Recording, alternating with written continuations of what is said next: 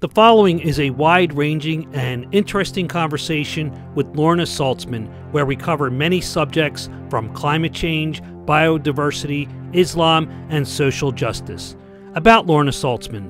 A graduate of Cornell University, Lorna Salzman has been an environmental activist, writer, lecturer, and organizer for 40 years. In the early 1970s, under the auspices of Citizens for Local Democracy, co-founded by the late Walter Karp, she edited a Brooklyn Heights, New York community paper, The Township, dedicated to neighborhood government and political decentralization. Later, she was hired by the late David Brower, founder and president of Friends of the Earth, as the regional representative of Friends of Earth, and held that position for nearly 10 years, concentrating on anti-nuclear work and on coastal zone and wetlands protection on eastern Long Island. She initiated the Shoreham Opponents Coalition on Long Island, which ultimately defeated the Shoreham nuclear reactor and represented Southampton Town in state hearings on the Jamesport reactor, which was later canceled. In New York City, she organized public opposition to the transport of high-level radioactive waste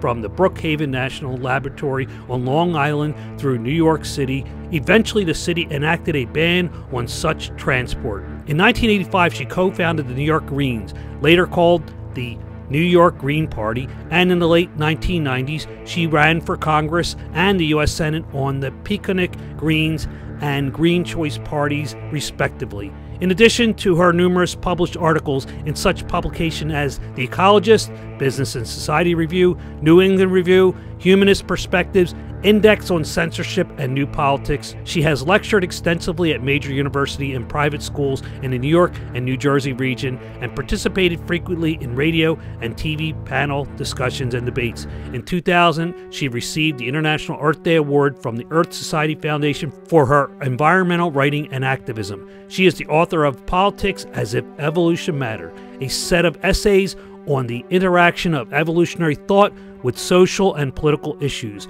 and Darkness in Academia, The Shadow of Stalin in Humanist Perspectives number 186, a critique of cultural determinism and postmodern anti-science attitude. Her husband, composer Eric Salzman, died in 2017. You can reach Lorna Salzman at www.lornasalzman.com. Her website has a boundless wealth of intelligent journalism and writings, and the link is in the description below. Please enjoy. Are you still there? Yeah, I'm listening. Okay. I'm trying not to interrupt like Black Peterson was interrupting Catilla. That was pretty funny.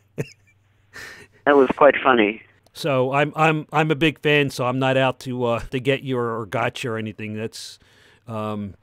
I want to use that anyway. I'm Actually, it's more exciting when that happens, right? I was when I used to debate nuclear physicists and science engineers and people in the nuclear business, I would sort of talk circles around them. They would get very, because they only know one big thing, they only know their job and so it got to a point where they say, oh, that Lorna Salzman, I don't know, I don't want to debate her. It's like, I had a funny experience. I did a radio show. There was a woman who did an interview type show named Sherry Henry. She's not around anymore, but anyway, and she had an interview show, and this was, I guess it was the 70s, so when I was at Friends of the Earth and heavily involved in nuclear stuff, and so she wanted to do a debate with two people, pro and con, on her show. So I said, sure. I mean, I did a lot of radio and TV and lectures and debates and everything. So I went up to his studio, and there's this scientist. And he's looking like sort of Slavic. I forget his name. He had a Slavic name and everything. And he was with a group called SE2, which stood for Scientists and Engineers for Secure Energy. One of these stupid groups and everything. Anyway, so, she started asking us questions, and we would answer, and we'd talk back and forth. And we did the, friendly argument and everything for, it may have been an hour. I don't even remember. And, so then it was over, and so we get up and we shake her hand, thank you, and we start walking back to the elevator. And on the way he says to me, he says, you're really good.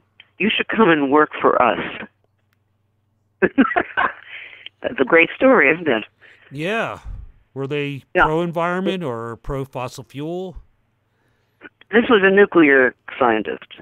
Okay. Yeah, he was with scientists, and that was the point. They set up these scientists who were pro-nuclear set up these, paper organizations. So, I don't think it really existed, but anyway, and they always call it safe energy, secure energy, and everything. You could always tell. It's But the energy of the future, right? Huh? The energy of the future. Yeah, right. Well, as Avery Levin said, it's a future energy source whose time has passed. But anyway, I was very amused by that because, well, for two reasons. Number one, I was sort of flattered that he thought I was good. But number two is that he didn't believe I was sincere. That I'm just a good speaker and I know my stuff and therefore I should come and work with them. It didn't matter to me whether I was pro or, I was just it was just a business. I was running a business, doing debates, and I didn't really care, and I'd be happy to work. I mean, isn't that amazing? So it was more, he saw it as more as transactional then. Yeah. I mean, I just thought people who are sort of, who don't know anything about environment can't imagine that the environmentalists are really sincere, that they really are doing it because they believe in it. Cuomo was this way. Mario Cuomo, the father of Andrew. I have these wonderful stories. This was when the big battle was being fought about Westway, on the West Side Highway in Manhattan. Huge battle that went on for years with lawyers and groups and the whole thing. And we finally stopped it. The main person was Marcy Benstock of Clean Air Campaign. She was kind of the center. But anyway, everyone was opposed to it. Okay, all the groups, like 20 environmental groups, Sierra Club, Friends of the Earth, the whole slew. So anyway, and Cuomo was puzzled. So he calls a meeting in his New York City office down on Broadway. And so we go into this office, and there's this huge long table, and we all sit around it, and there's like 15 people. At least 15 people representing all the main groups, environmental groups in the city, and a few lawyers too, and a couple of scientists, and this and that. So we go around. He goes around the room. He gives a talk or something like this, and then he says, "I want to hear from all of you." So he starts going around the table. So everyone gives their pitch, right, about why we shouldn't build Westway. He goes around the table. And when they talk about the striped bass and they talk about a whole bunch of things, so it gets to me, and at some point he makes a comment. He says, "You people, you don't care about the striped bass. You just want to stop Westway." And so I sort of pondered. I thought about this. What does he mean? What does that what does that statement mean? So when he got to me, I said, "Governor," I said, there are lots of reasons to oppose Westway. And I started listing them all. and it was clear that he didn't get it. He didn't really believe that what we were saying, that we believed in our arguments. It was purely, he was suggesting it was purely a political stance then. Well, that's right, just like the scientists that I did the radio show with. I mean, this is quite stunning to me that it's a kind of cynical.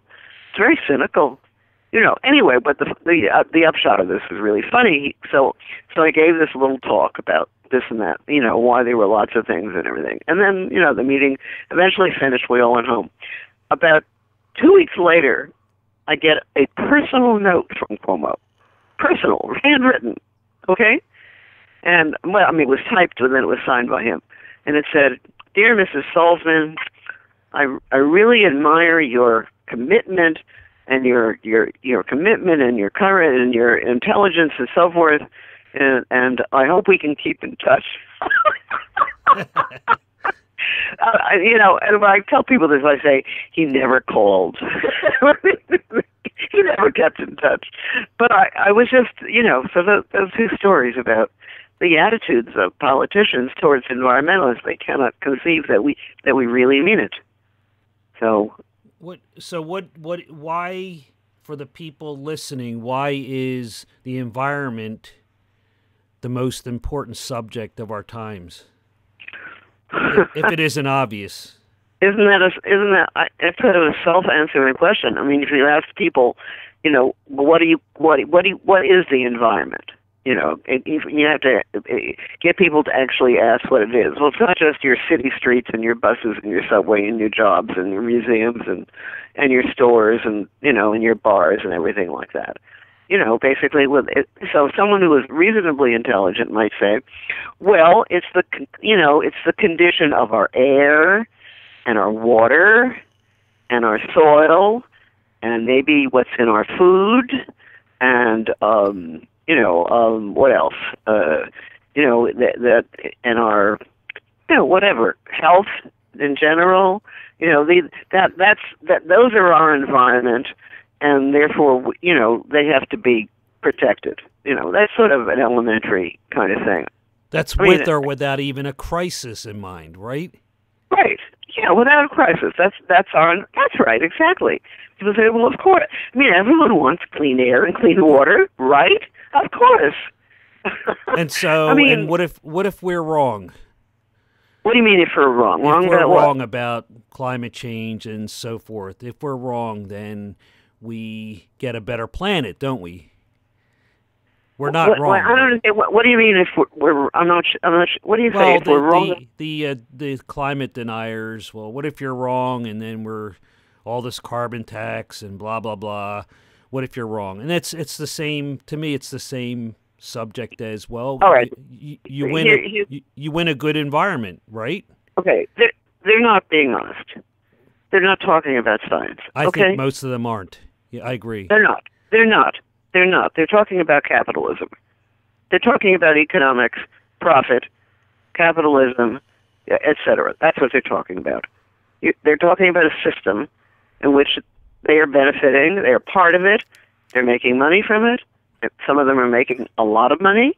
They're invested in it intellectually, politically, professionally, in every possible way. And the environmental movement, when it started, which was, Earth Day 1970, before anyone said anything about growth or capitalism, okay? The corporations and the capitalists and the economists and the financial people and Wall Street and so forth said to them, they understood immediately what the left did not understand, okay? They understood that if the environment were put first, and the problems had to be corrected, and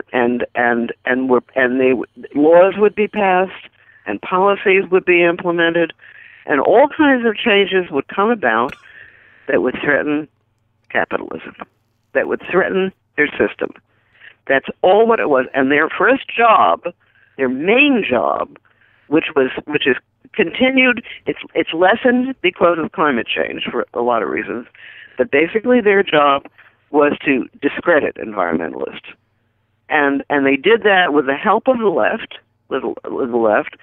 by supporting the view that environmentalists didn't give a damn about the real issues of inequality, poverty, racism, et cetera, et cetera.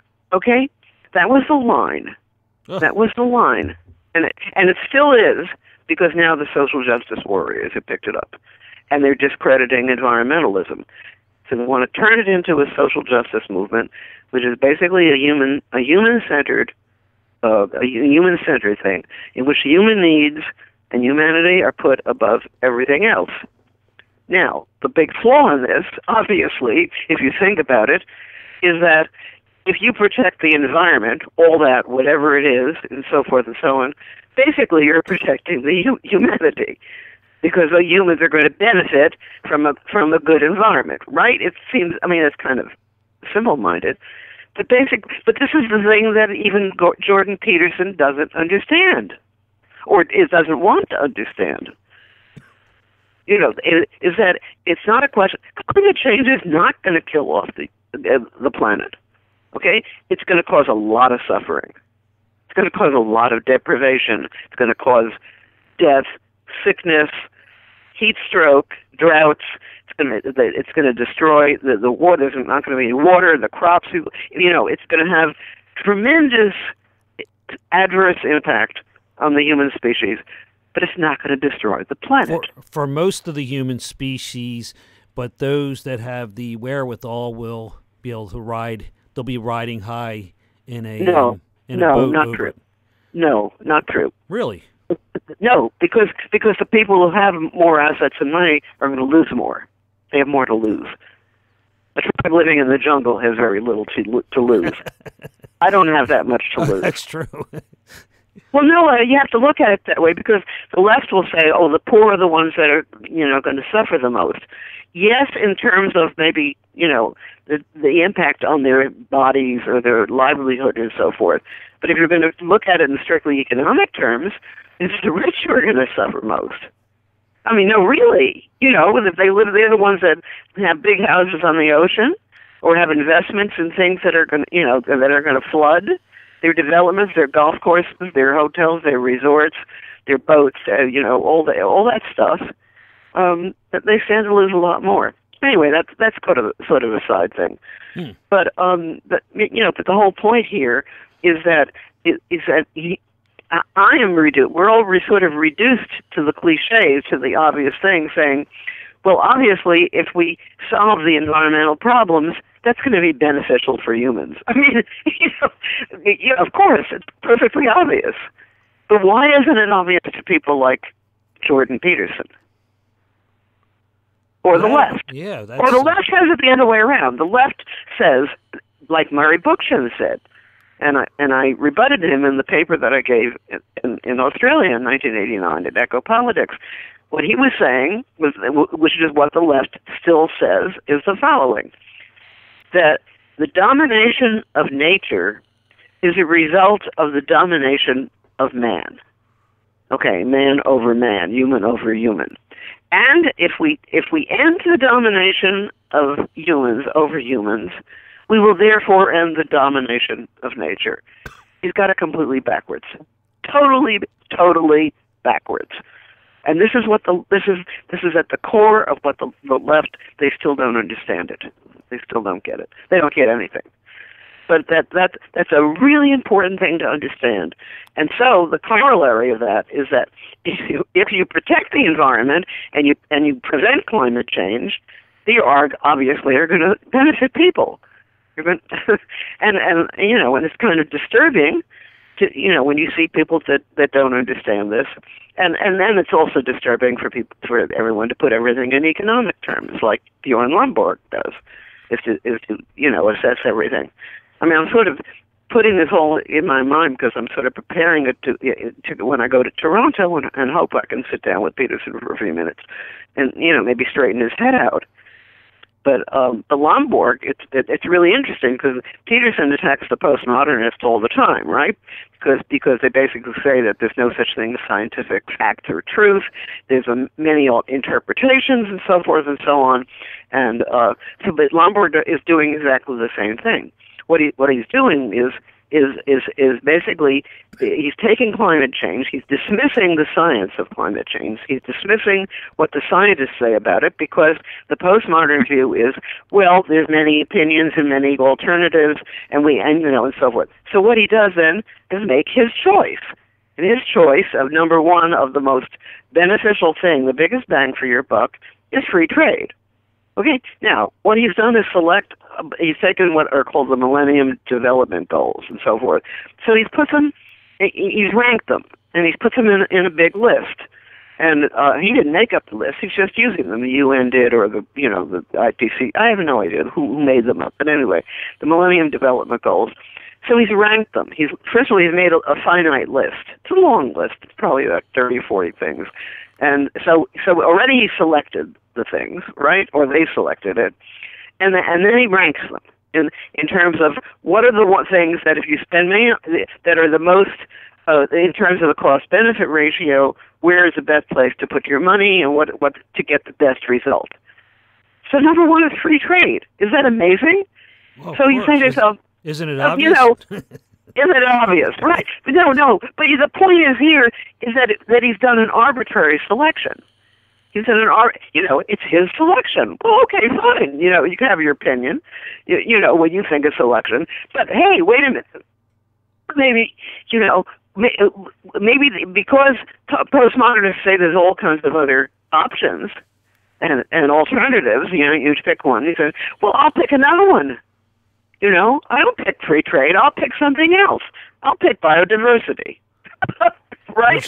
There's 8 billion people on the planet, and there are 8 billion opinions. Right. Okay. And by the way, you mentioned an overpopulation. Lots of people would say that's the biggest problem. That would be, reducing, the number of births. There are lots of good arguments depending on your perspective. This is why I didn't sleep last night, because I was lying there, and I said everything is arbitrary. In fact, when you think about it, every human choice is arbitrary. Okay? By definition, it's a choice made by humans. Okay? It has no objective credibility or substance, right? It's a human choice. Of course. Right? Is there anything you can think of, any human action that is not arbitrary? Can you think of any? I can't think of any. Other than biological reflexes to survive, like breathing and. Well, okay, now you're getting the point, right? Okay, so I was sitting there and I was saying, well, what are the non-arbitrary choices that we have? It's not choices. What are the non-arbitrary conditions or forces or whatever in the world? Okay, well, as far as I know, there's only two. One is the law of physics, and the other is evolution. Can you think of any others? Not off the top of my head. No, okay. They're non-arbitrary. They exist independently of human choice or human preference, and they're real. They have an effect. It's happening whether you believe in it or not. They're not arbitrary. They're not disputable. Okay, right. They're not arbitrary. They're not. That's the same thing. They're not arbitrary. They're not disputable. Okay, so I say to myself, okay, well, I believe this. Okay, and this is what I'm going to try to convince Peterson of, is that the laws of physics and evolution are the two non-arbitrary things, and therefore, it seems to me that those are the criteria for which humans should make their choices of what they do. Okay, now there's no way you can violate the law of physics. Okay, so there's lots of things you can do that will interfere with evolution. That will either, lots of things. I mean, not just genetic engineering. There are lots of things that interfere with evolution, human acts, of course, but also with the DNA. Okay. And so, if those are the two non-arbitrary things, the law of physics you can't do anything about. Okay, so we're left with evolution and DNA, which connect us to the origins of life.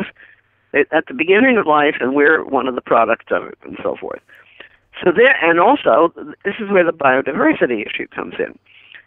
Biodiversity, actually another word that they use more when talking about evolution is variety. When it comes to natural selection, the issue is that there is variety in individual organisms, and natural selection operates, using that variety. Okay, whatever is environmentally, more adaptive to successful reproduction. Okay, so it's variety, or you can call it diversity.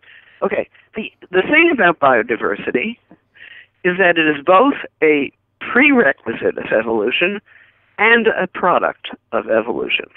That's really important to understand, and so therefore, if the two non-arbitrary things in life are the law of physics and evolution, then biodiversity is the most important thing we have to preserve.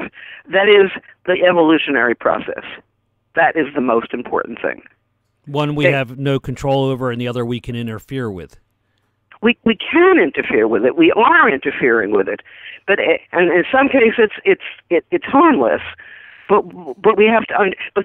What I'm talking about here is the list of the Millennium. You know, if you're drawing up a list of priorities of where to spend your money and what are the things that will most benefit humanity, clearly the preservation of the evolutionary process and of biodiversity, its product, are the most important thing because they're not arbitrary.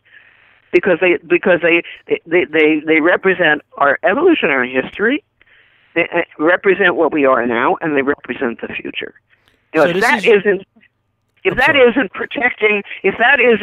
protecting the ultimate value of humanity, what is? So that's your perspective, and there are people that, for whatever their reasons, honesty, dishonestly, you're suggesting mostly dishonesty, denying a threat to our planet. What about the people that agree with you, but everybody's got a different, not everybody, but there are different perspectives, and some that are actually, even though they seem to be on the same page, are maybe harmful to the cause? Well, no, you're going a little too fast. The point is, if I say this to someone, whether it's Peterson or Lomborg or someone else, I want to hear their response. I want to hear them say, if they have something to say that proves me wrong. Okay?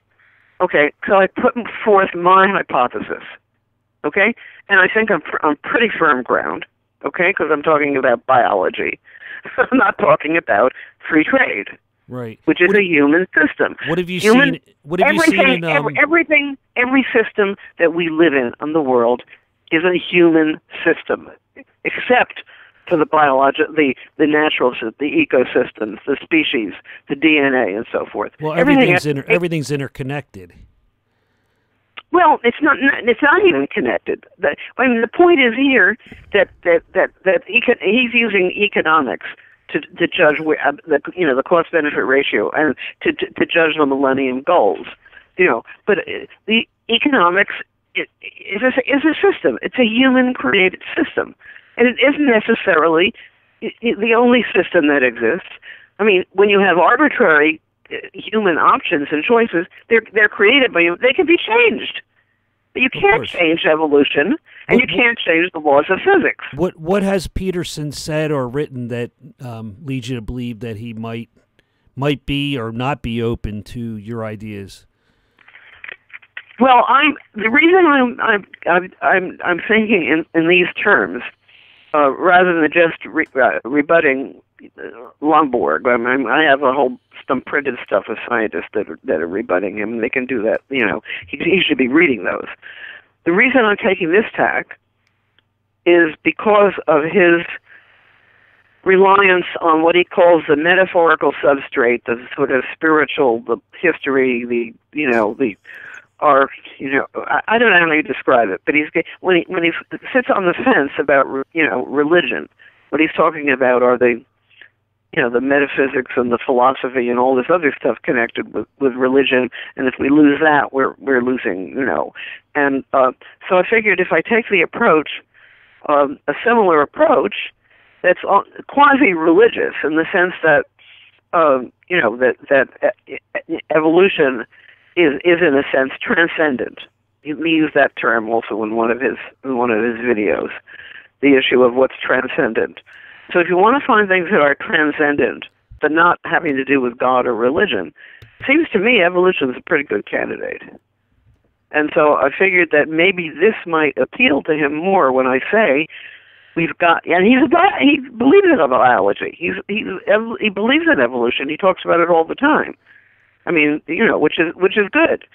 So he should be sympathetic to that argument that the evolutionary process, as well as the laws of physics, is the non-arbitrary judge or criterion for life on Earth, for what we protect.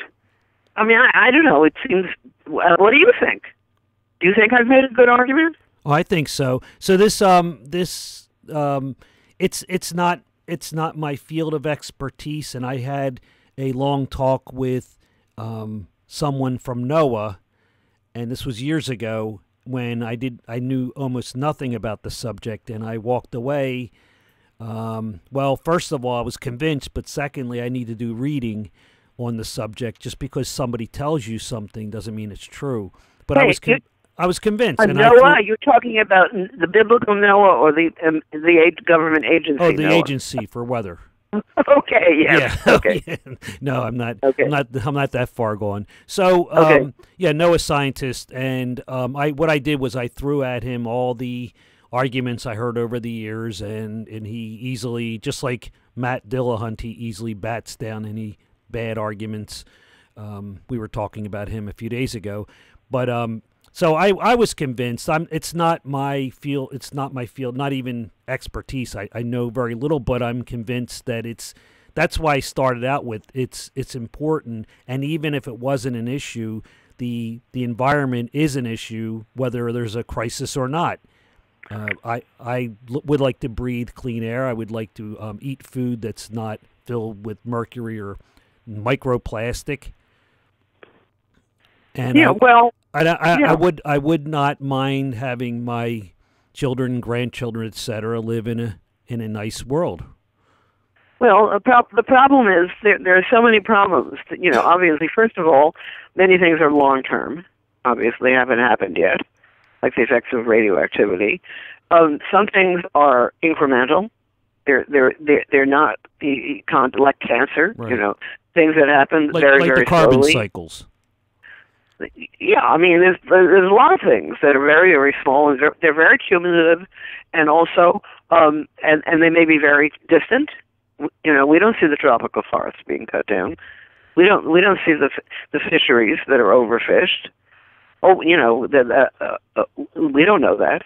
I mean, the fishermen, some of them they're real assholes. The commercial fishermen out on Long Island, when the government was trying to regulate and the fisheries, and often they close it or they have limits and everything, and they would say, well, we're on the water, we know, we've been doing this for our whole lives, and we know what's really going on, and there's no such there's plenty of fish in the ocean. This is the way they talk. The folk science, the folk medicine. This is happening in India now with the Hindus.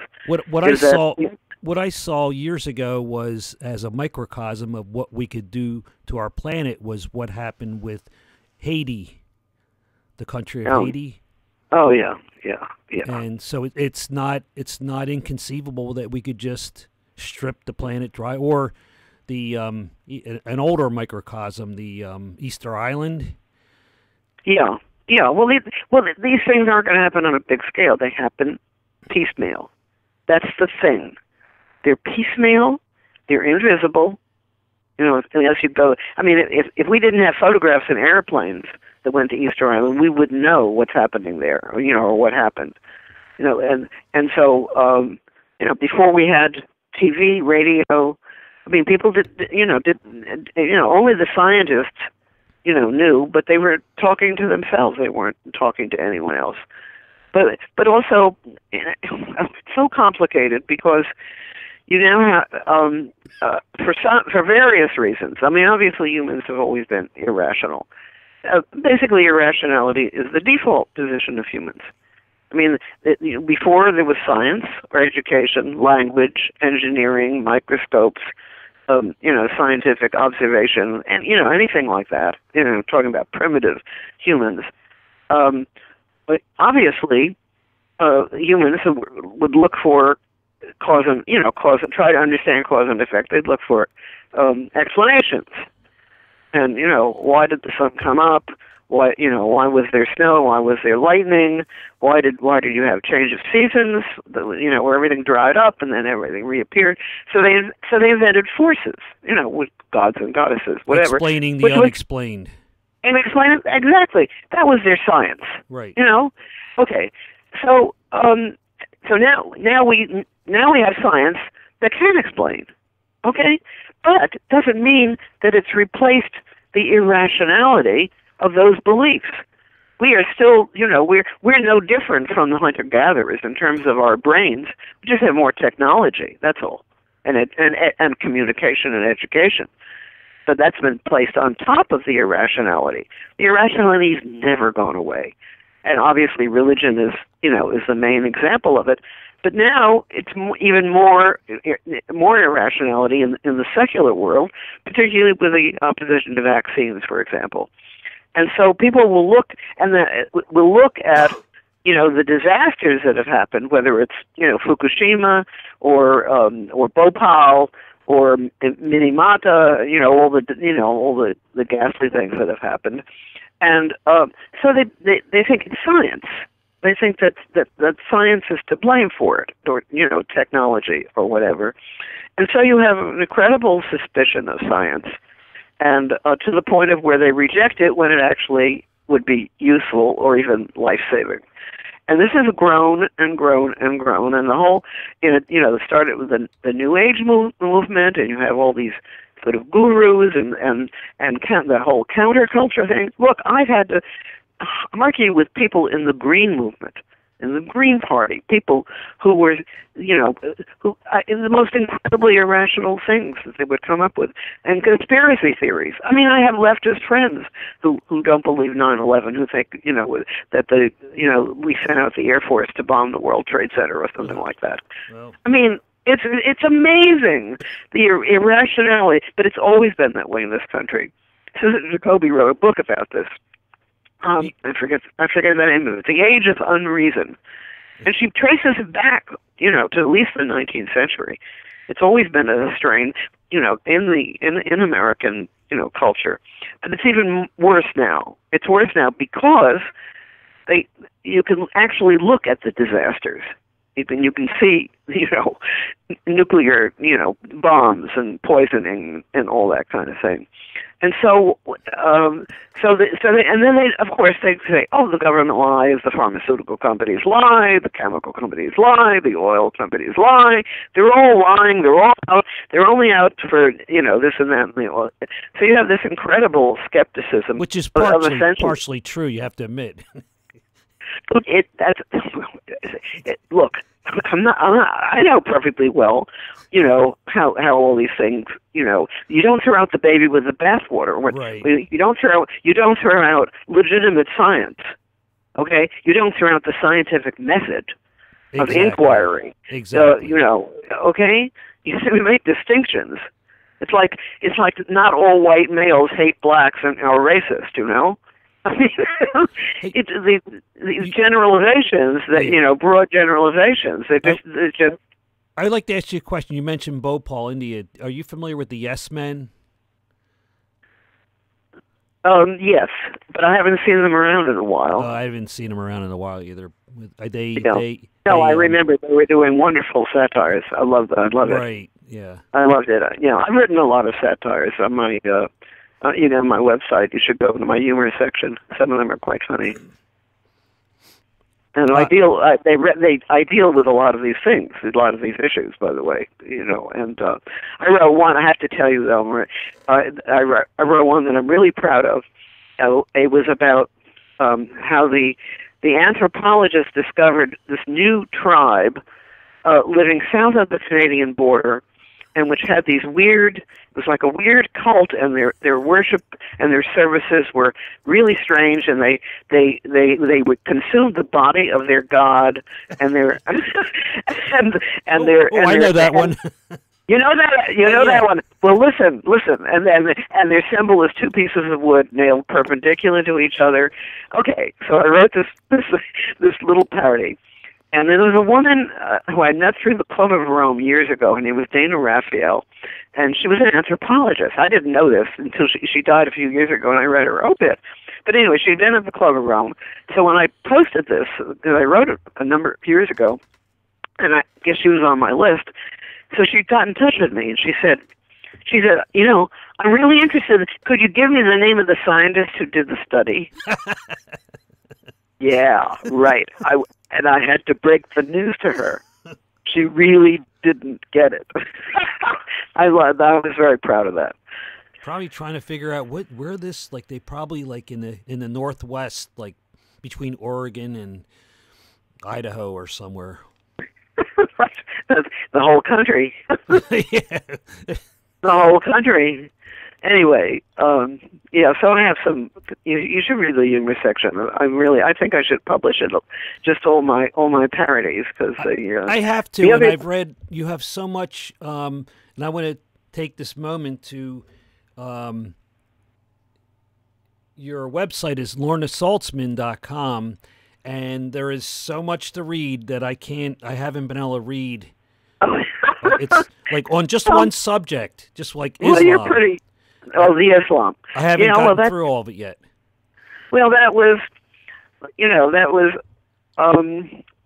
Actually, I guess the whole thing goes back to like around 2003. Now, I was involved with the U.S. Green Party, as you know. And I co-founded the New York State Green Party, but then it got taken over by the Marxists. And then I got involved with the U.S. Green Party. Actually, before it had party status, it was called the Green Committees of Correspondence.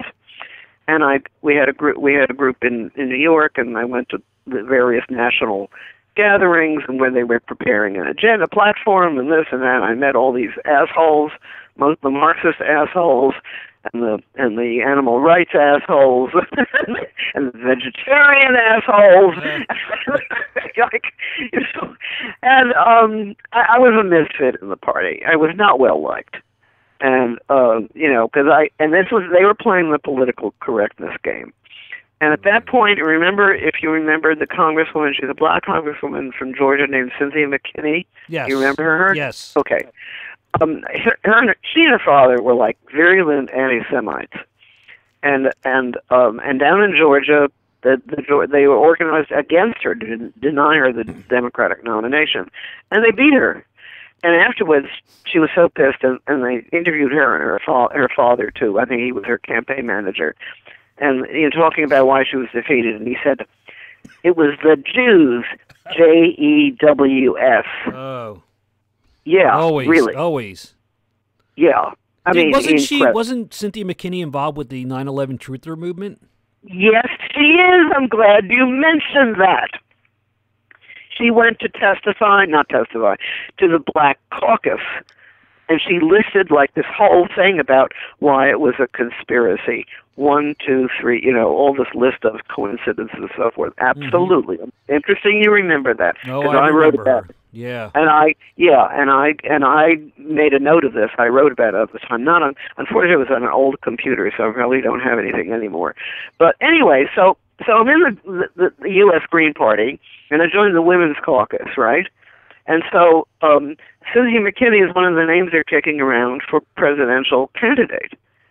And so I started criticizing her for these reasons: the anti-Semitism, the conspiracy theories, and so forth. The Women's Caucus, at least the leaders of it, jumped on me like a wolverine. I mean, absolutely, you just, to attack a black, congresswoman. How dare you? How dare I? How exactly. Dare you? They actually went to it was so bad, before throwing me out, they called up a mediator to try to talk to me on the phone to try to shut me up, and I said, hey, what about free speech?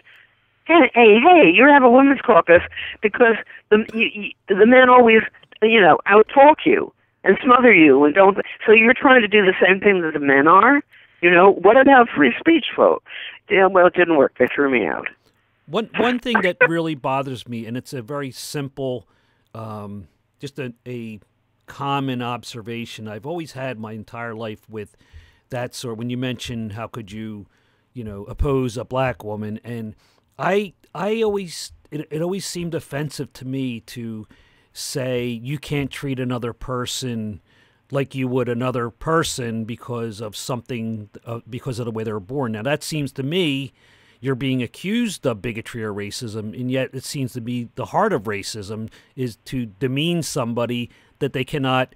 When you meet a dying person, that, oh, don't treat me special, treat me like a normal person, like don't coddle me. I wanna feel like I'm living, and it's the same. But they don't. No, but you've got to understand what's going on now. It's not a question of equal treatment. Oh, I understand that.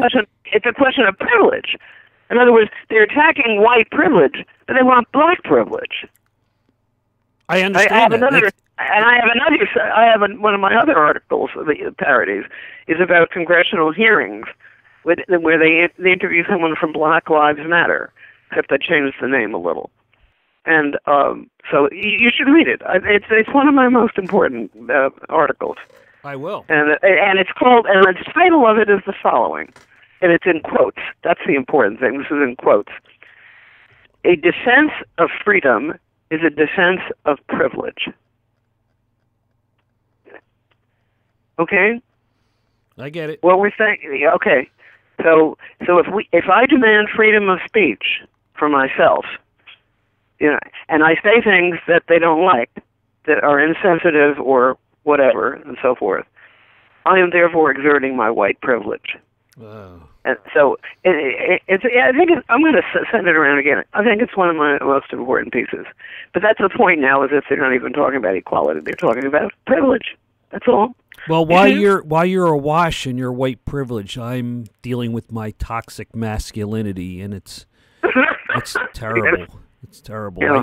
I poison myself. You do? Oh, I poison myself. Toxic masculinity. Yeah. This is, I don't know how it's going to sort itself out. I mean, at one point when someone was interviewing Peterson, they said, "How do you think it's all going to happen? What's going to happen?" And he sounded very pessimistic. He says, "No, I don't know. I think it sounds like it's all going to fall apart. But he's still trying. He's going to set up an online university, I think, and he has piles of money." They asked one of the videos asked him, what he was earning. He's just raking in the dollars by the millions. No, he's doing pretty well. He's doing pretty well, and yeah, he's doing pretty well. But he has a couple of associates, and they're definitely putting together this online or whatever a new university to So we have anyway. this. He's fighting against this unreality, this anti-science thing. That if you I don't think you're on Twitter, but with Twitter, tell me about that. Tell me about it. Oh, okay. So it's now considered. Some consider it, and they're trying to get it in countries and on social networks to say the definition of a woman. An adult human female. No, wait. Who is doing this? It's LGBTQ groups, trans activists. Oh, okay. So they're trying to define, I see, as not a biological definition. Right. It's a social construct. So we now have, if a woman says, it says on Twitter, a woman cannot have a penis, they could get knocked off Twitter. And there's a movement. That's funny. Yeah, there's a movement in places like the United Kingdom to make that part of. I don't know where they're at right now to make that hate speech, to deny to say a woman doesn't have a penis is denying their existence, and you're erasing them. Yeah, they have very bad hate speech laws in England. England's maybe the worst.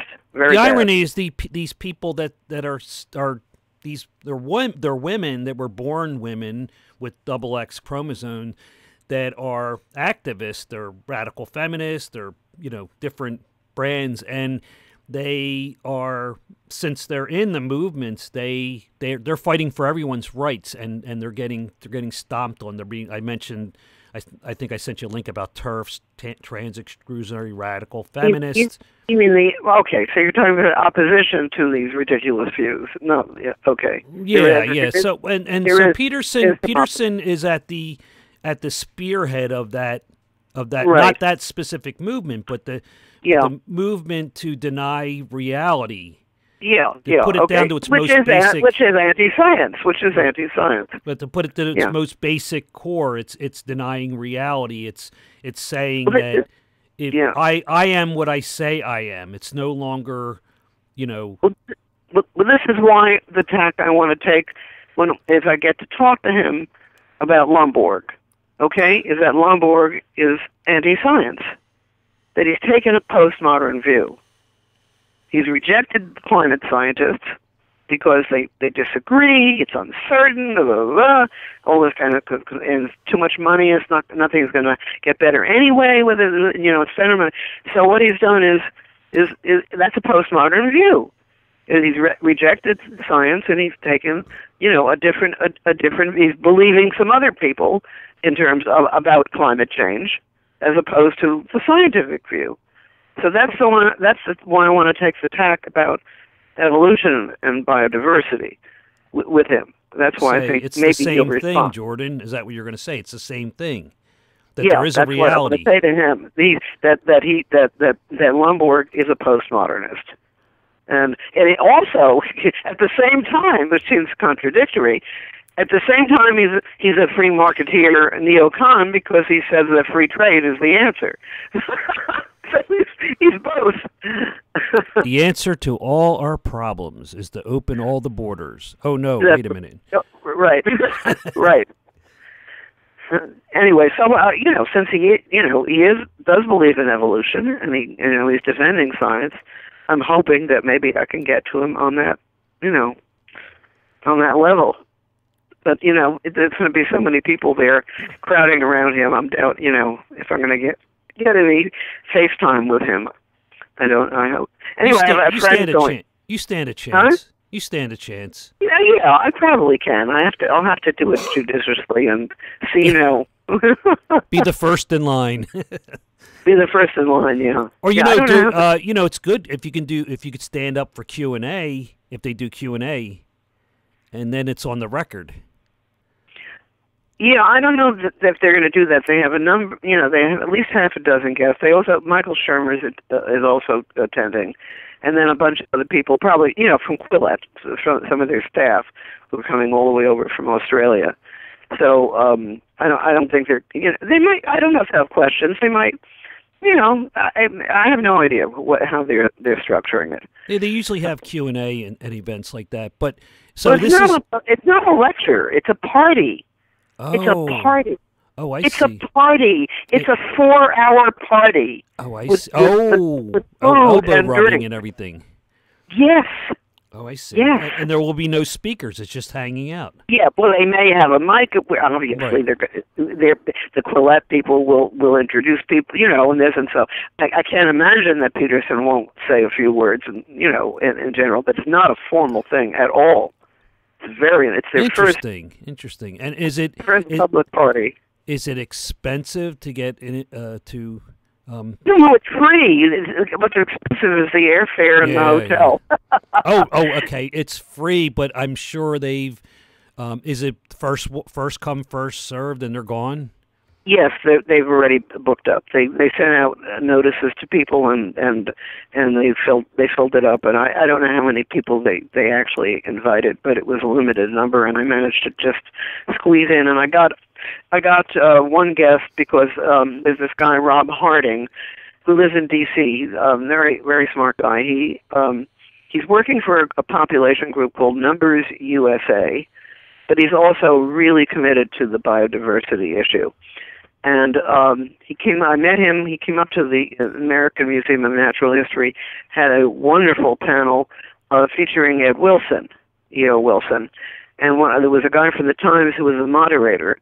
And that would have been great if it was just been those two to hear Wilson, because he's still all there mentally. I mean, he really is. I mean, he's pretty old, but he's still there, and that would have been great.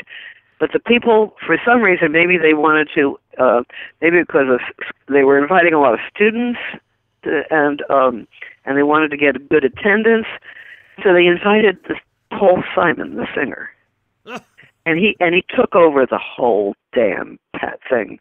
The whole thing. He did more talking than the two of them put together. I mean, we're there to hear Ed Wilson, We're not there to hear Paul Simon. It was outrageous. Well, you weren't there to hear Paul Simon, but all those students were. Well, most people were there to hear Wilson. Oh, that's great. I mean, and anyway, so Rob Harding and a friend of his who lives in Jersey, he came all the way up from D.C.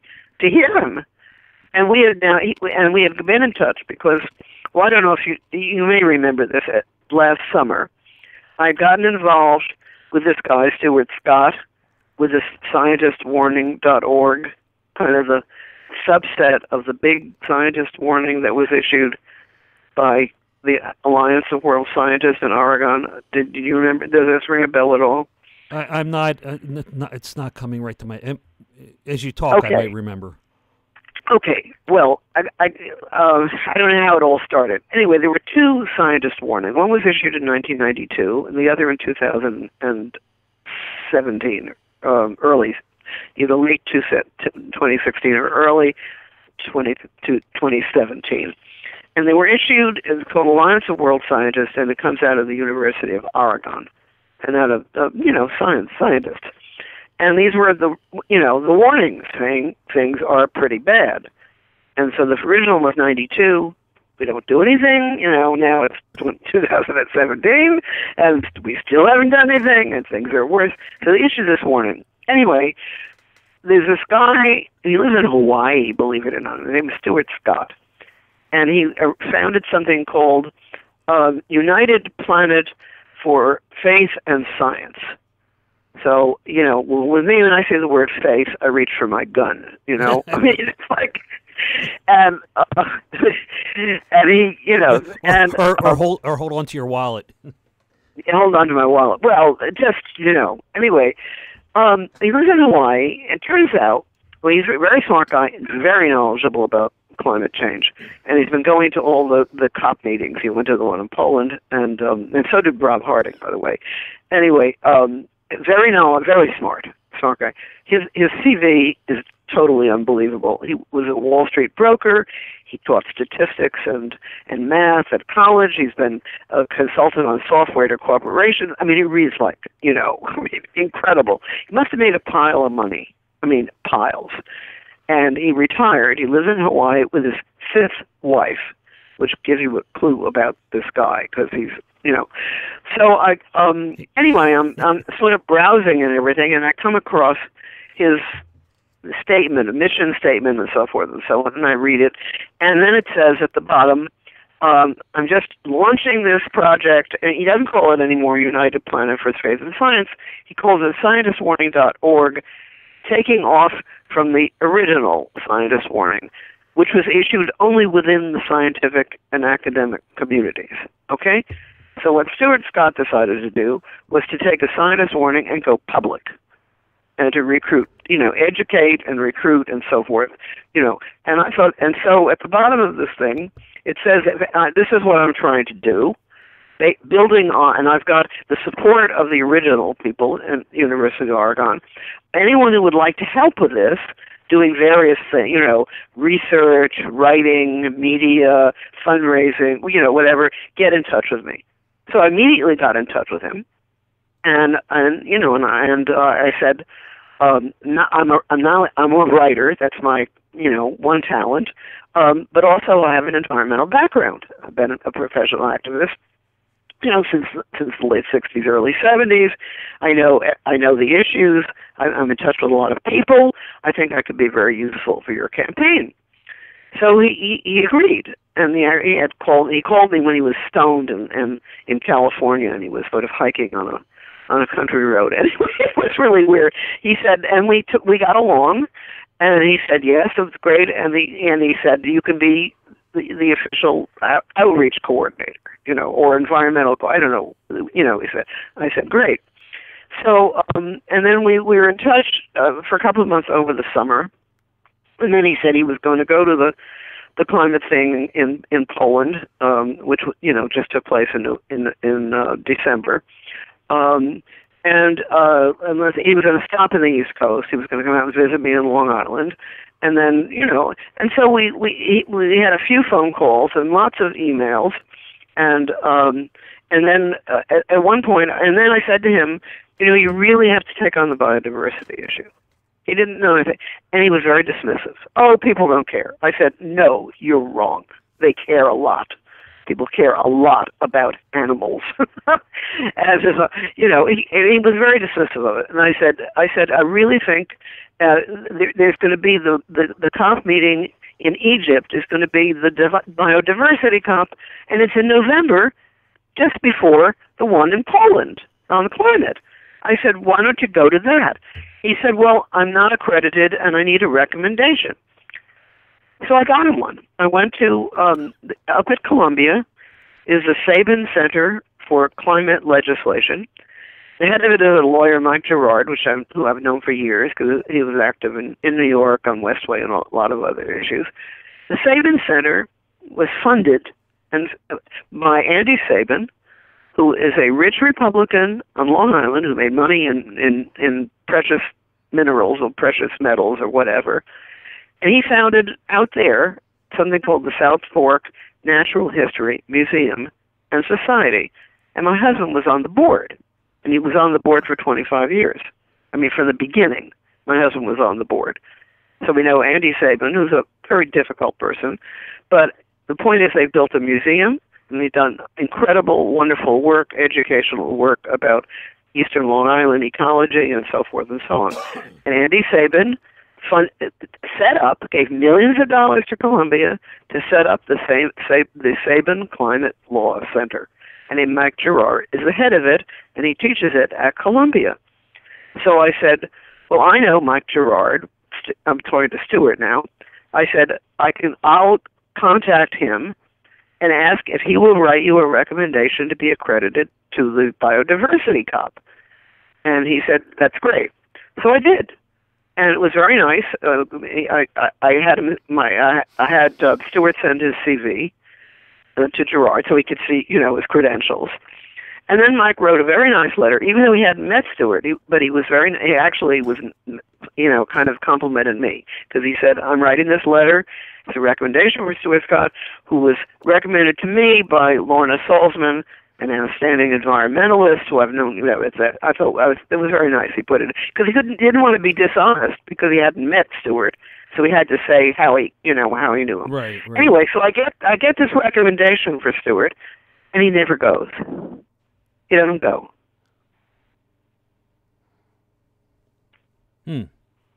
Yeah. Anyway, in the meantime, so over the summer, before up till October or so, I'm exchanging emails on a regular basis with Stuart. First, he complains that there's too many, and then he sends out like 10 in a row. And so we're having a back and forth, and then all of a sudden, and I'm talking about, and I'm not talking about anything else but biodiversity, right? So or climate, and how to do outreach. All of a sudden, and then, I made a suggestion. I said he was going to go to Europe in October, and he was going to meet with other people who had responded to his call for help. Like I was one, and they had people in England and France and, other countries. And I said, why don't you meet with those people when you go in October?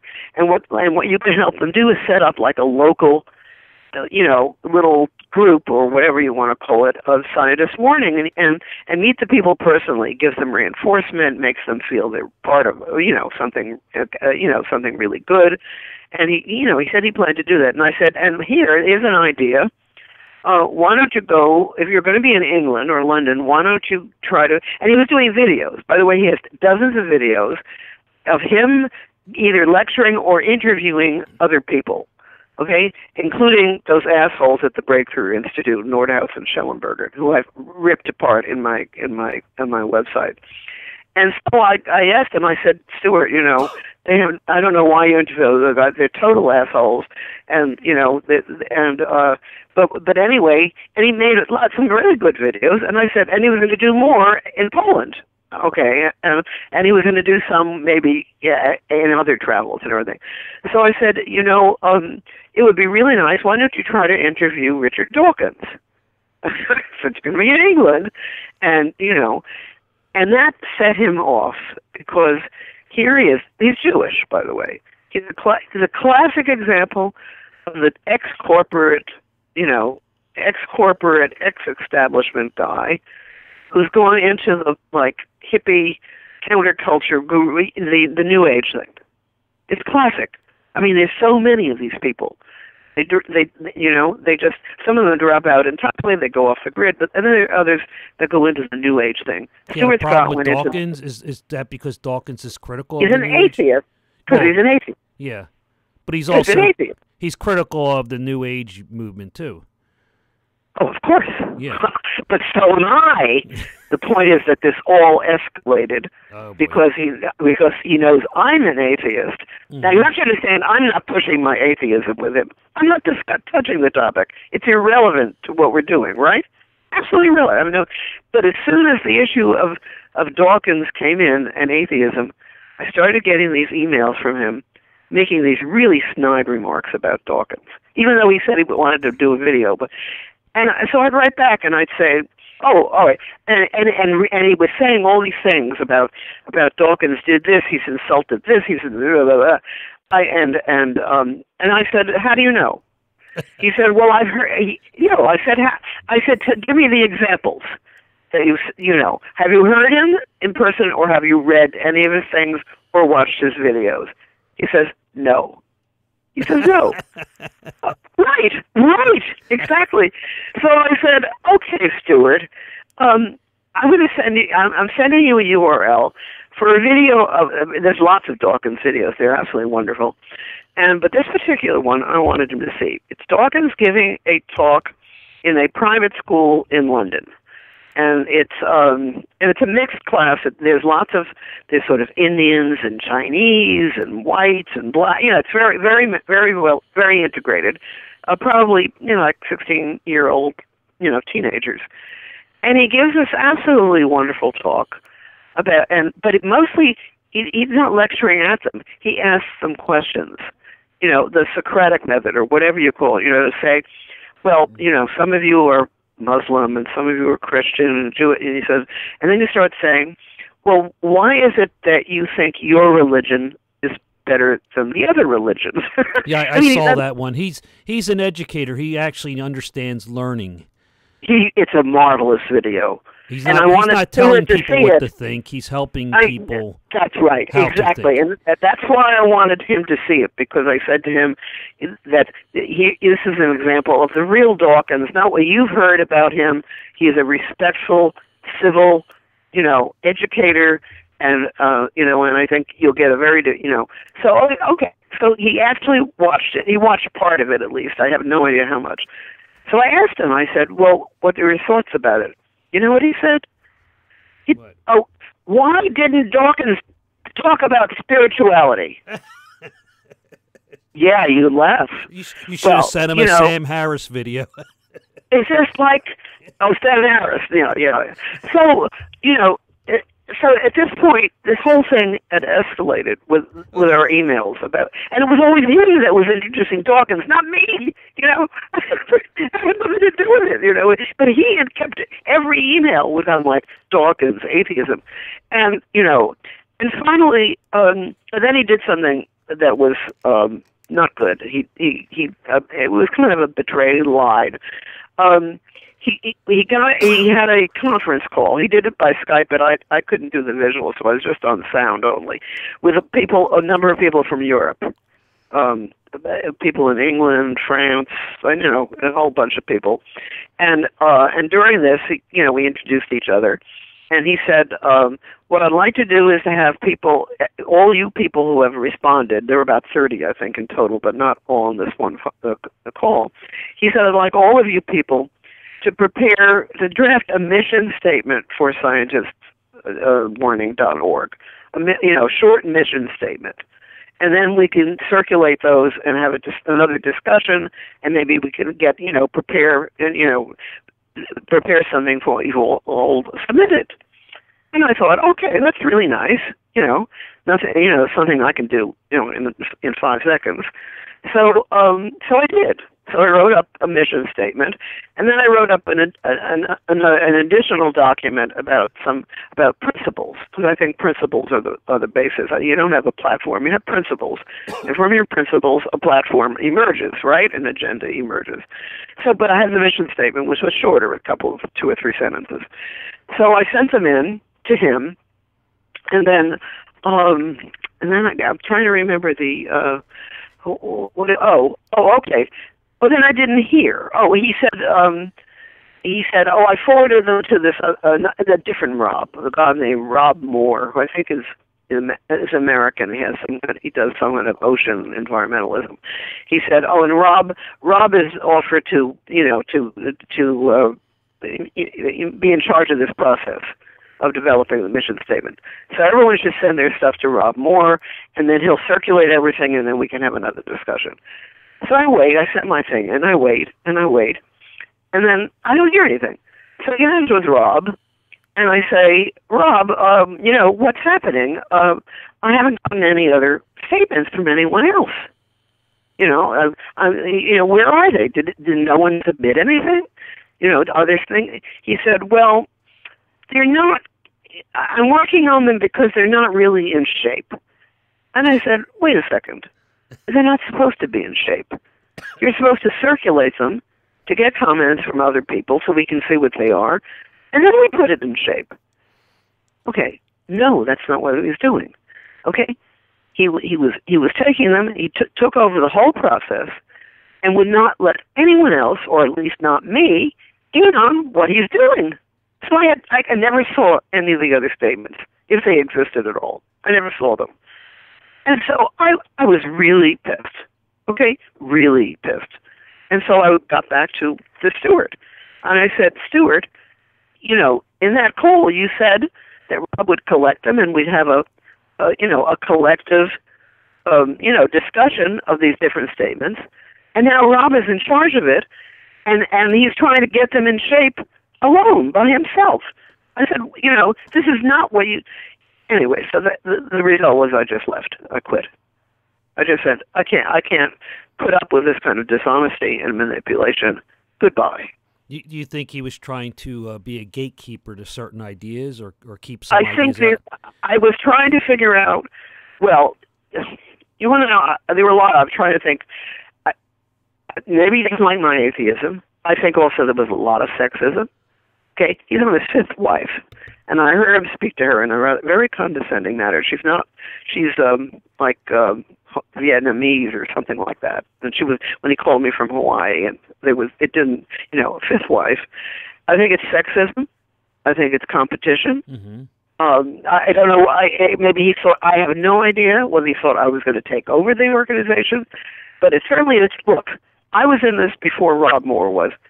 And Stewart saw my writing. He knew I'm a good writer, and that was going to be one of my main things, working on media stuff and everything like that. So why didn't he ask me to deal with the statements? If you deal with, he already knew my writings. He didn't know Rob's. He already knew my statements. He knows my website, although I'm not even sure he actually looked at it. So I put this all together, and I said, between atheism and sexism and competition and whatever, and New Age stuff, I'm out of here, That was... Anyway, my other Rob Hartnett in D.C., got in touch with him, and now he's the outreach coordinator. And I said to him, I said, you've got to get him to push biodiversity. So he said, yes, I'm going to try. But that was, just weird. You did mention Richard Dawkins, and you're well aware of the fact that he, although he takes stances against all kinds of religion all the time, when he touches that forbidden religion X, he is demonized by the regressives, and that's Islam. Oh, yeah. Oh, well, of course. Well, everyone is, not just him. I mean, me, I was vilified in the U.S. Green Party because I was writing about Islamism and Sharia law and all that stuff. It's the same to me. No. To me, it's the same as when it goes back to that whole mentality. Like, you were critical of Cynthia McKinney because you were critical of her ideas or what she was. Well, her behavior too. Right. And so. Yeah. But you're a racist. It's not that you are one person disagreeing with another person, and it's the same with religions. Well, one specific one, you can be anyone, anywhere, and once you touch on that forbidden subject, you become anathema. You're an outcast. You can't criticize anyone who's part of an oppressed group. That's the reason. But if you're living in Iran, I wouldn't consider a Muslim part of an oppressed group. But of course, then they fall back on colonialism. Yeah, right. Well, Iran was the Persian Empire and the Assyrians. I mean, Iran is the only civilized country in that region. Yeah. I mean, it's got a long history of education and scholarship and culture and so forth. And not all the people there are free. No, not by any means. It's still a theocracy, but but it's not in the same category as it's just amazing to me because people like Israel Iran is the demon that's about to attack Israel. I don't think that's likely. It's true Iran supports Hezbollah. That is unfortunate. Eventually, what's going to happen? I mean, it seems very clear to me, and the theocrats in Iran are really stupid if they don't understand this.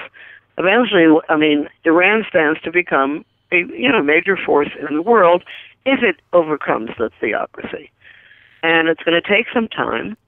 But of course, everyone else is worrying about Iran dropping bombs on Israel, But in fact, Iran is so much more advanced culturally, than the other countries, and it would be the equivalent of Germany or France if it didn't have a theocracy. Right. And it would, and there are people there. It must be very frustrating for people, who are there to realize this, how it's being held back, and if they were smart.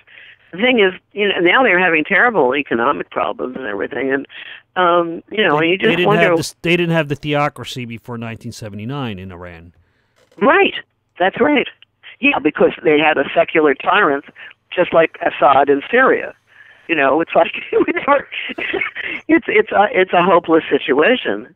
I mean, Assad was basically secular. Right, and the Shah was. I mean, yeah. And the Shah was too. Yeah. So. But he had to go, didn't he? And look what we got. Go. Yeah, and look what we got. Yeah. Well, anyway.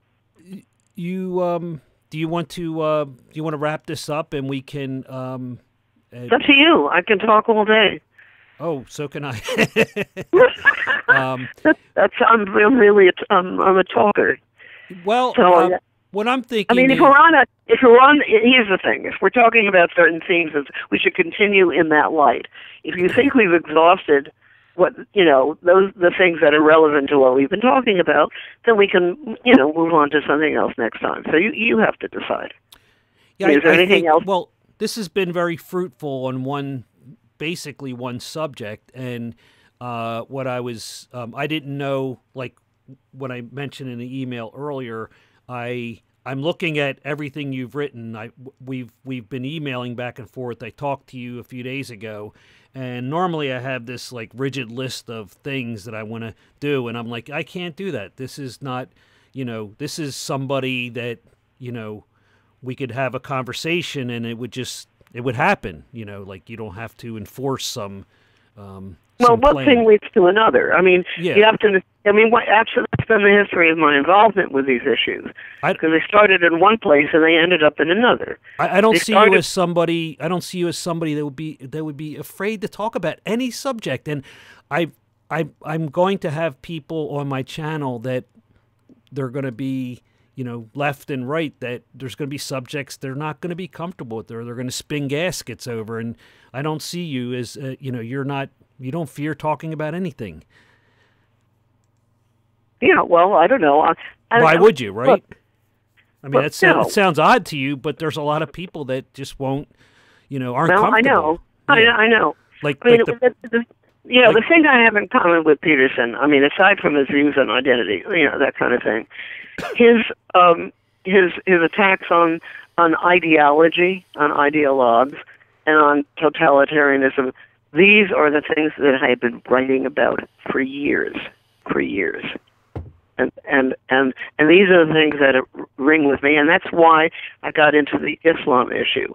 It started in the Green Party because they were joining the BDS movement against Israel, and they adopted policies and things in the party without democratic process. I mean, it was like, and they weren't interested in environmental issues, and it's a lot of reasons. Anyway, but the point is I started reading probably around 2003.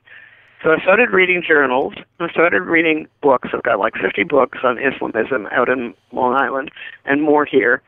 And I started and of course you can see the transition from Israel to Islamism to authoritarianism to free speech to ideology. Those are all the things they're all interconnected. And so my empathy with Peterson is because he came to it the same way I did. I've done a lot of reading on Stalin and Hitler, and I mean really, and quite a bit. And he obviously, he's and I was. And then we started talking about ideology. I mean, in one of the videos, he really, and that's something I've attacked all the time. Ideology. Everyone is ideology. It's like, and you can't be an ideologue if you believe in the science and the scientific method. You cannot be. I mean, here again, we're talking about the issue of arbitrary. Arbitrary ideology it's an arbitrary. It's human choices, and you can't believe in science because there are non-arbitrary aspects of science that are they're just they're not disputable, and so this all fits into the whole anti-science thing that's in the world. And also my book. I don't know if you've read my book, but on evolution, and I try to connect politics as if evolution mattered. No, I haven't read it, but it's very short. It's a collection of essays. It's a really easy read, and but this is you really can't understand anything anything in the world. Daniel Dennett's written about this, and obviously much more complex, higher level stuff. He calls it is one of the first books he wrote. He calls evolution is the universal solvent. It's a wonderful metaphor. That's exactly what my book is about. Is that evolution seeps into everything, and evolution explains almost everything. I mean, it's just amazing how many things have an evolutionary underpinning. And I just this has so much significance and relevance to what's going on today politically. Well, you mentioned racism. Yeah, you mentioned that you can't. You can't be if you believe in evolution. You're not a racist. You can't be a racist if you believe in evolution. Right, but you mentioned criticizing Islam is because they're an oppressed group. The it's so simple that I am always perplexed when I hear stuff like that, because what you're saying is true, because you're not attacking a person, you're attacking an ideology, a belief system. Yeah, well, Islamophobia is actually the accurate term. It's the religion, Islam. It's not Muslim phobia, Well, that's, yeah. Although I have to say, when you see someone like Linda Sarsour in the Women's March, then you start to say, well, there's some not so nice Muslims too. That's a specific person. When you have an individual and you have criticism for them, so I'm highly critical of how Islam is in the part of the world where it's most populous, and I'm critical of individuals for what they do. If their actions are something I'm critical of, and it doesn't mean they could be Christian, they could be an atheist, and I'd be critical of them. Well, yeah, all right, of course. I mean, actually, when you get down to it, it is Muslim men. The countries are run by men. Right. They're run by theocrats, and they're run by men, and the women are oppressed. So, I have very little sympathy for Muslim men because they're going along with the whole thing. Well, that's the real patriarchy that they're all crying about. Yeah, but that is. But it's amazing how the women's movement can ignore. They're talking about women's rights, and they can completely shove aside or ignore the oppression of women under Islam. And when you say, so you're like this horrible person when you say, okay, Linda Sarsour, have that march in Saudi Arabia with the rainbow flags and everything. Right, yes. Go ahead. Yeah. I dare you. So, and that says it all right there, because it's not happening. And look at the women that pushed for in Saudi Arabia just to be able to drive. A lot of them are in jail. Yeah. And the ones in Iran right now that are taking off their hijabs, their head covering, are getting beat up or ending up in jail. They're the true feminists. They're the true heroes. Yeah. Oh, yeah. But when you say wearing the hijab is empowerment for women in a free country, you're spitting on the people that are getting beat up and thrown in jail for defying the theocracy. Yeah, absolutely. It's disgusting. It's really disgusting. So, but just I don't know. I mean, we just gotta. I don't know what's going to happen. And what the worst of this, of course, is the impact on the universities. When you see people like Brett Weinstein, and I mean, have you watched his videos? By the way, his talk. I have. He's brilliant. We talked about he is amazing, and his wife Heather Hayring. And what did she teach? Did she also teach biology? I think so. It's not on the tip of my tongue, but she was. What was do they with do? him. You know, she was with him at Evergreen. They got basically bullied out. Yeah. They got a $500,000 settlement. They've done some them talks with Peter Boghossian out in Oregon. Oh yeah, I don't know if you've seen any I of those. I hope they have jobs somewhere. It's hard to imagine someone of his intelligence, being stuck at this little state college in Washington. I thought, oh my God, this guy should be at Harvard or Yale. I mean, it's like one of the most incredible people I've ever heard.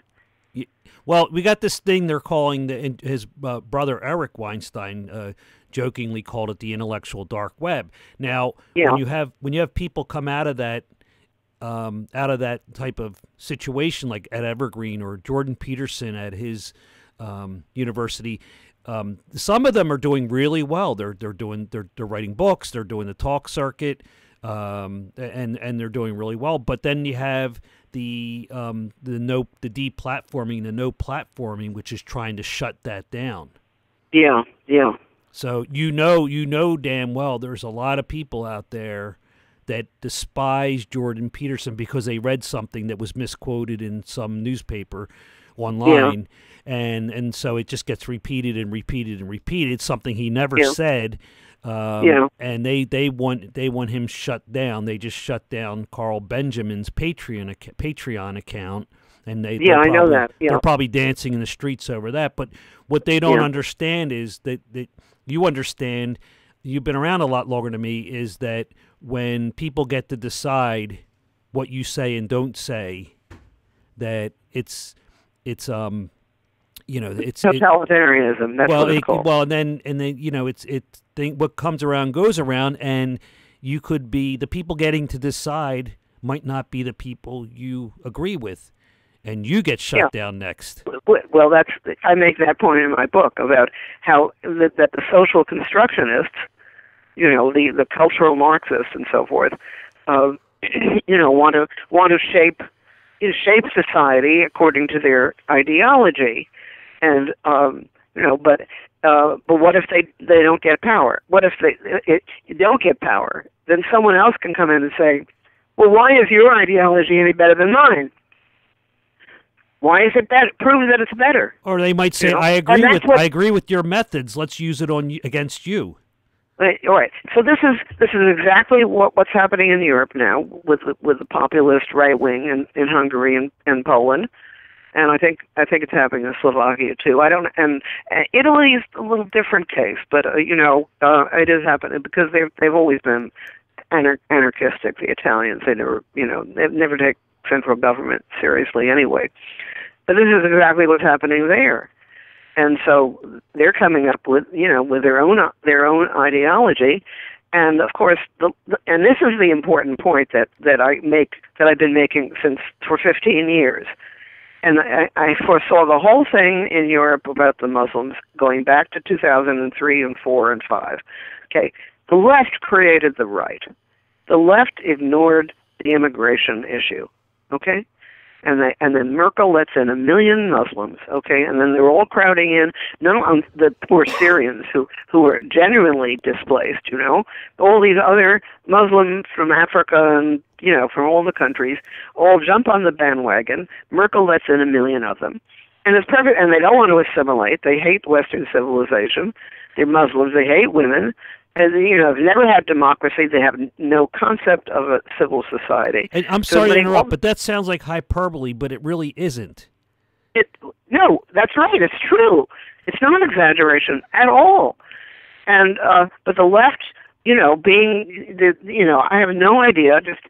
I understand the German motivation for it because they have their Nazi past, and and they want to seem tolerant and so forth. But in general, over the whole left in Europe was in denial about the immigration thing from the beginning. So they just, they not only welcomed them in, but they refused to even acknowledge that you have people of a different culture and different values. So what happens when you remove yourself from the debate? Well, someone else steps in. There's a void, and the right wing stepped in.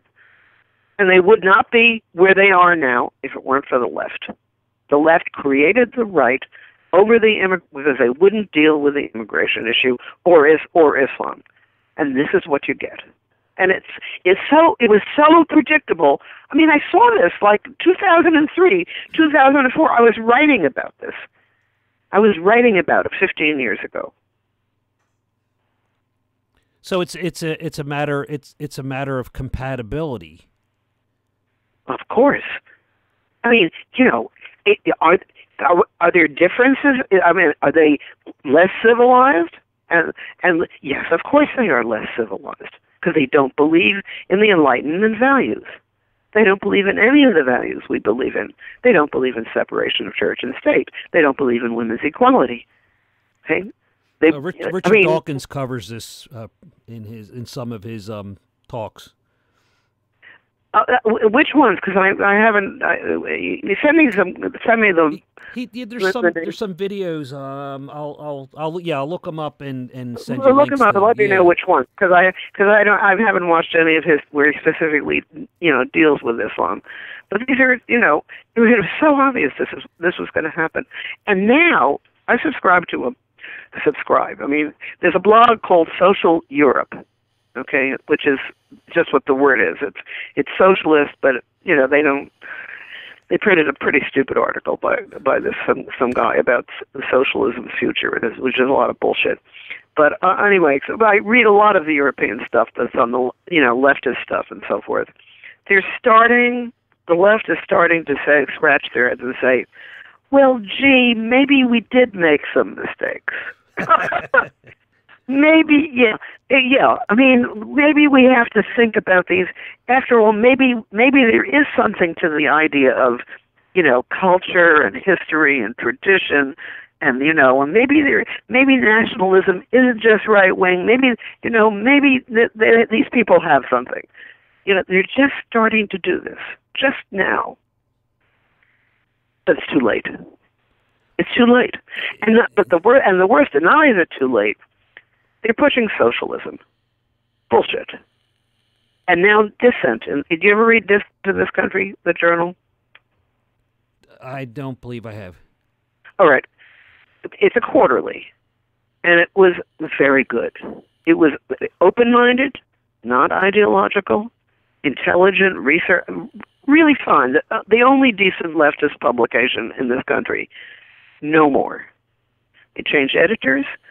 They made this asshole Jedediah Purdy. He's a socialist. Their environmental writer.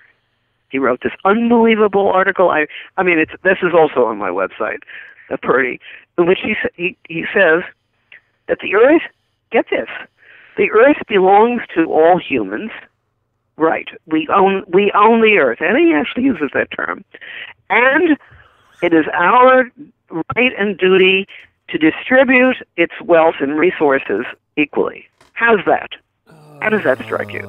Okay. I mean, he wrote this.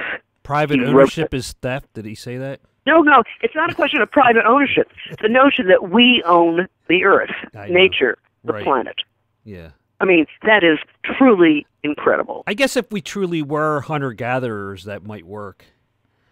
You mentioned that earlier, but in reality, if we were, slogging across the plains, I'm talking about the ethical. I'm talking about the ethical and philosophical aspects of it. Right. I mean, this is exactly what got us into trouble in the first place. This is what the capitalists believe. He may be socialist, but this is. Yeah. And anyway, Dissent has completely changed. They have a new editor, and now they are actively promoting socialism. Actively saying the time has come. It's our time. Things are in flux. We have to step in, and now is our chance to promote socialism. They're totally a bunch of assholes. So when you say the left created the right, so you're talking about like in Europe, with the emergence of Tommy Robinson in England and other people. That's a little different. Yeah, the English situation is a little different, right? Because the English have always had their what do they call them? The hoodlums, the racist. They've always had racist hoodlums who attack Pakistanis and all that kind of thing. So England's a little different. Mm-hmm. It's a little bit. Now, for England is they've never been really part of Europe, anyway, and which is to their detriment because they have no clue as to why everyone in Europe lives better than they do. They're such assholes. The British are really. So you think Tommy Robinson's a football hooligan? Yeah, I think so. Uh-huh. He's the working and so forth. It's very different from the other countries. Problem is Poland and Hungary are very religious. The Catholic Church is very powerful in Poland still. Right. And in Hungary there's always been a strain of anti-Semitism, and they're also authoritarian. And I don't know about Slovakia too much. I know it's more right-wing. The Czech Republic is pretty liberal, but the Slovakia I'm not sure about. And Italy is a different case too, because it's always been anarchist, and no government. That's the way they live, and that's their. I'm not too concerned about Italy. I mean, I lived in Italy. My husband and I lived there for 2 years. I love the Italians. I love Italy. I love everything about the culture, everything, but they just politically, they just can't get it together. But I'm not too worried about them because they're not a violent people at all. They're really not violent. And they're very compassionate and very tolerant. And that's the problem. They put up with corruption and all that kind of thing. So, but Hungary and Poland I think are a little scarier. So it's a reaction, the right's reaction to the left with the open borders issues and the multiculturalism. And then what we have is we have the pendulum swinging back. So not necessarily in a good way. No. I mean, they see their opportunity. And it's happening in France too now because you have the Le Pen, her niece, who's now, she changed the name from the Front National to something else, and she's sort of, saying we're not anti-Semitic and so forth. So they're going to cool it. They're very smart. The French are pretty smart, and so that's. And here's something interesting. There was an article in, I think was it in Quillette or was it in where was it? It was from some blog. Okay, it's by Mark Lilla, Lilla. He teaches at Columbia. Smart guy. He's written a lot about this stuff. He wrote an article about the liberal right wing in Europe. It's just recent. It's just like a few weeks ago. Check it out. Google Mark Lilla, and it has to do about and so he was over there and he started talking mostly with French and everything. Turns out, it's really interesting. Turns out that a lot of these people who are joining Le Pen and joining the new group and everything are actually liberals. They believe in women's rights. They believe in protecting the environment. They believe in a whole bunch of things that they believe in. It's amazing. And yet they're affiliated with this group. So you say to yourself, why, Why is this? Because this group managed to, she's trying at least to get the right balance there, so they can't be accused of being, a totalitarian or, rabidly right, extreme right, and so forth and so on. But what's interesting is that the membership, the people who are in this movement, as Lila tells it, is that are not right wing at all. It's a very important article. There's a rise of populism because of these immigration issues, right? And yeah. And by the way, the 5-star movement in Italy has it's if you look at its underlying agenda and their games it's over, it's left wing. It's for more social programs. For more social, it's for a fixed what do you call it? A universal base income for everyone and higher wages. I mean, it's left wing. Just the 5-star was Beppe Grillo, the comedian. Now the other guy, Salvini, I think is he's pretty far right. So there's not black and white in Europe at all. And the thing is, I think there's a good reason for that. I think because Europe has they've had parliamentary systems. They haven't had a 2-party system. So there's change. People it's a different dynamic when you don't have a 2-party system. It's a different dynamic because you have many parties, They have to work together. They have to work together. Yes. Exactly. Right. Exactly. So Europe is, it's very different from here. So I think you wrote on Geert Wilders. Yes. And any thoughts? He's not a fascist. He's not a fascist. I mean, I've read his books.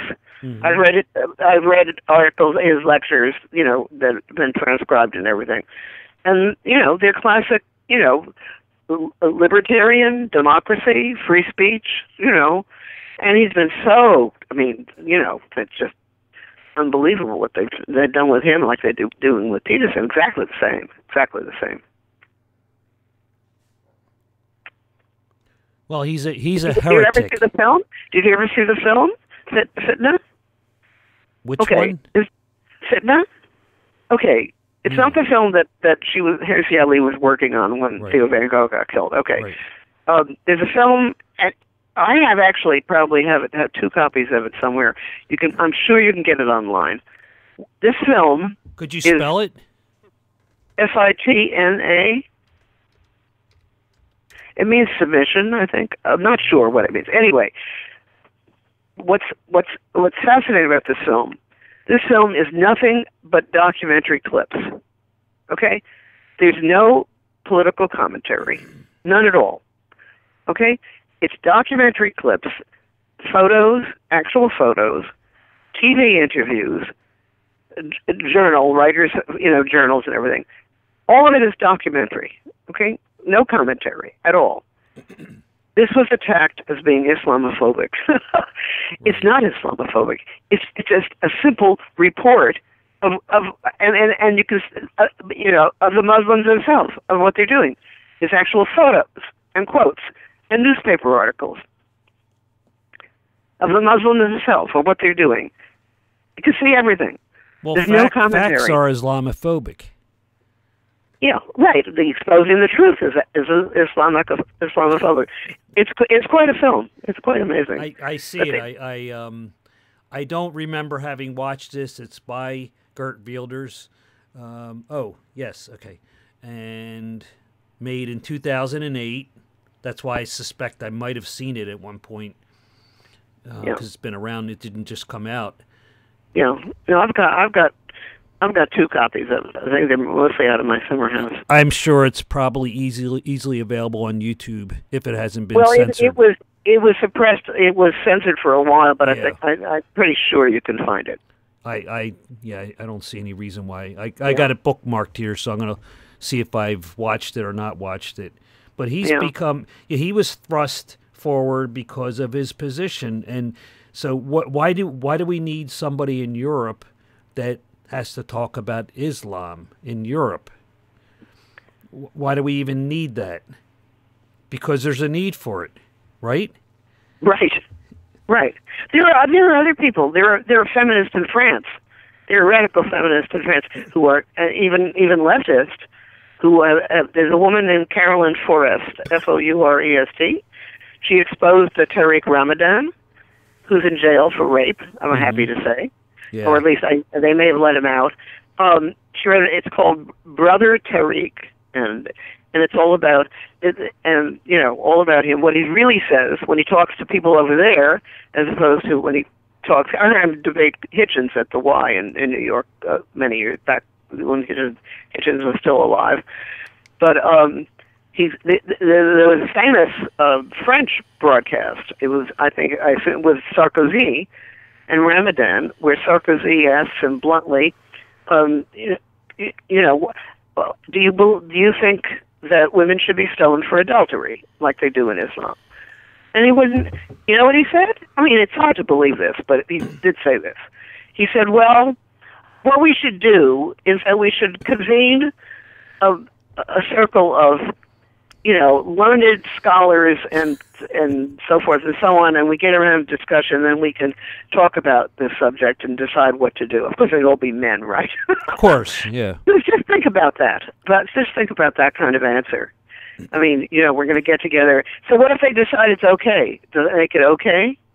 And he was very famous in this thing. They usually don't come out when they're on European or Western television or media and say, yes, we believe this, yes, all these extreme things. However, I did a video on that subject, and you have these Islamic gatherings where they say exactly to each other what they believe.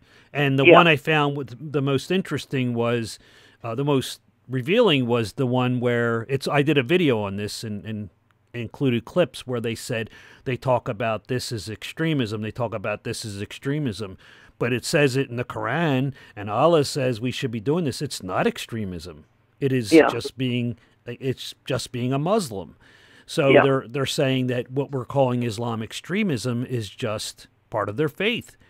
However, when you see somebody, a Islamic religious figure on Western TV, they're like, oh, like you said, we'll have to discuss it, and but it's in just like it's in the Bible. In the Old Testament, what is the punishment for almost every sin? It's death. It's the same with the Quran, except for the difference is that we don't run around in Europe quoting the Bible for reasons to throw people off buildings or burn people alive. We don't do that anymore. Right. Anymore. Well, it's no, it's true. Yeah. And there is no central dogma in Islam, so you have people with different interpretations and so forth. There's no central one. But well, the problem with and Dawkins et al. Points this out is that yes, you're right. There's the Shia and there's the Sunni, and then there's all the other splinter groups. There's probably as many as you can count, and the problem is that this is the written word of God, and it's perfect. When it isn't. It clearly is not perfect. And so when you have that, so if you talk to a Christian and you say, you point out some problem with the it's just the Old Testament, it's, and Catholics believe it's kind of the inspired word or whatever, it's this, the Catholics aren't even big on the Bible. But when something is, this is it, that's the end of the subject, and the problem is interpretation, just like in Europe. They don't interpret. We don't have governments saying, you're an adulterer, you should be, lashed or beheaded or whatever it is, or you're gay, you should be this or that. We have people in parts of the world that are looking at it's called Sharia law that say this is what should happen, and it's immutable. You can't question it. This is how we interpret it. Yeah, and of course the secular Muslims are secular in the sense they don't observe strictly, even if they go to, mosque or something. They can't speak out because they'll be killed. They'll be considered, apostates. So they can't speak out at all. Well, I see this with the also with the ex-Muslims, and there's the eczema, ex-Muslims. Yeah, there are ex-Muslim groups, by the way. There's an important one in Europe, in England. This woman, Mariam Namazi, she's an Iranian left wing, and there's an council of ex-Muslims. Ex-Muslims in North America. I think there's one in Canada. They're I think there's one in Canada. Yeah, what? There's one in the U.S. They're vilified by Islam. Yeah, and Canada too. I think Canada also. Sure, and they're vilified. They're not allowed to talk about it. And Hersey Ali came up against that. You and I talked about her, and she's not allowed to speak. She's well, you would think that she didn't just study it like in college as a course. She lived it for her. She lived it for up until a certain point in her life. So I'm interested in hearing what she has to say about it. If she has something good to say about it, I'm interested. If she's critical, I'm interested because here's someone that knows about it. And then you have Sam Harris, who didn't live as a Muslim, but he studied it extensively. I'm interested in hearing what he has to say. Well, that's why I was really pissed at Baruma and Timothy Gordon Ash and Nicholas Kristof. You have these other little white guys writing and everything, calling her strident and that, and this not credible and all this kind of crap. I have an article on my website about that. Yeah, I saw that. Yeah, and what it's so outrageous. Yeah, she's great. I saw her at a lecture at the New School some years ago. She was gorgeous. She's very stunning, and she was wearing this gorgeous long dress and she's very elegant. And she's so well. She's brilliant. She's just incredible. She had mentioned that, and I one of her talks that I was watching. I've never seen her personally, but they're out there. And she had mentioned that when she was at, I forget which college, I think it was in the Northeast, MIT or Harvard or something, and she had to have a Muslim scholar or religious person there to explain everything she said. She couldn't be left alone.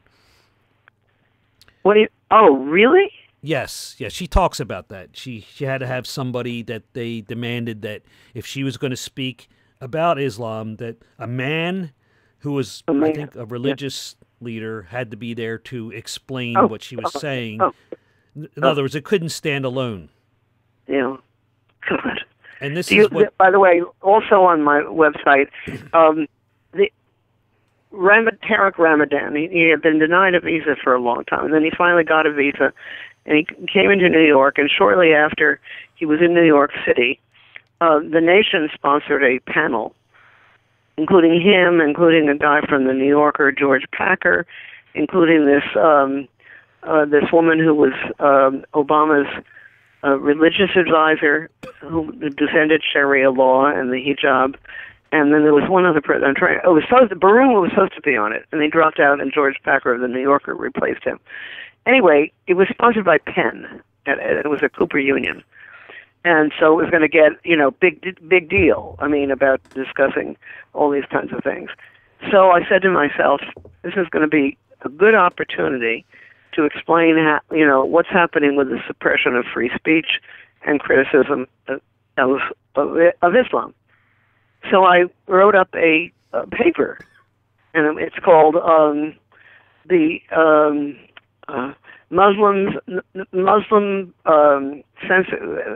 censorship of free speech or something like that. It's on my website.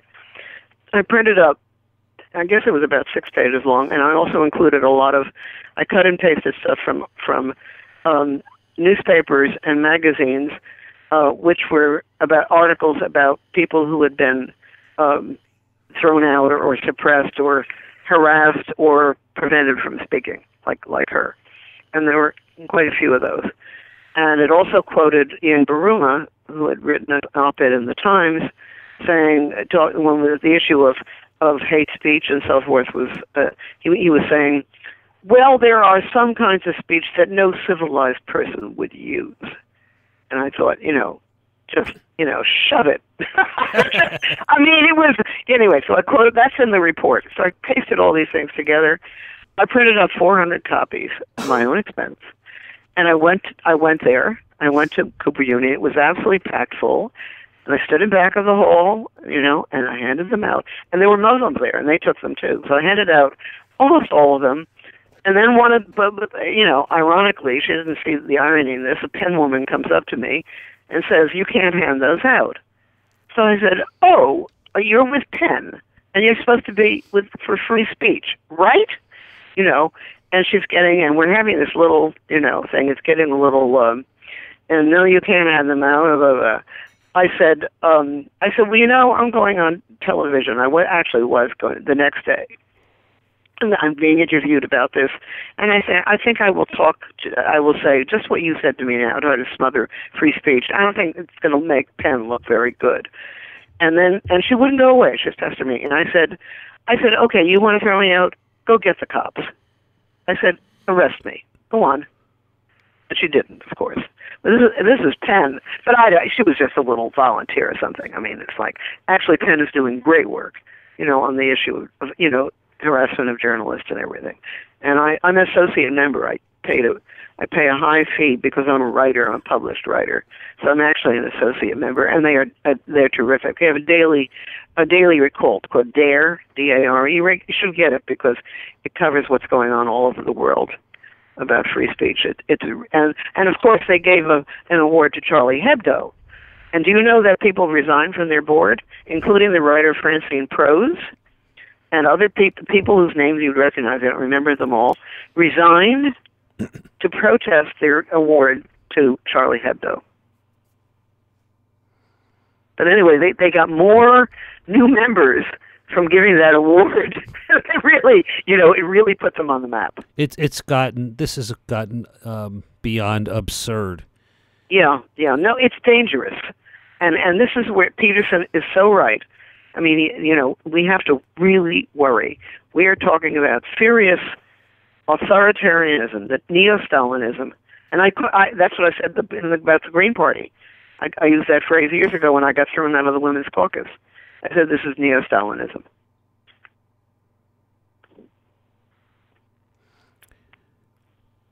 What is the state of the Green Party right now? Nothing. Oblivion. As I predicted. I mean, I was sort of the messenger who brought the bad news to them. I mean, they were setting up identity caucuses in the party. And I said, what kind of shit is this? What is this? I did, a lot of things. I was not liked in the Green Party. I had a lot of supporters in California, when I was trying for the presidential nomination. I was really supporting Nader, and the other people who were running were also sort of dark horses for Nader. But I had a lot of support in California because there were a lot of environmentalists there. But in the Green Party, there's hardly any environmentalists. They were not environmentalists.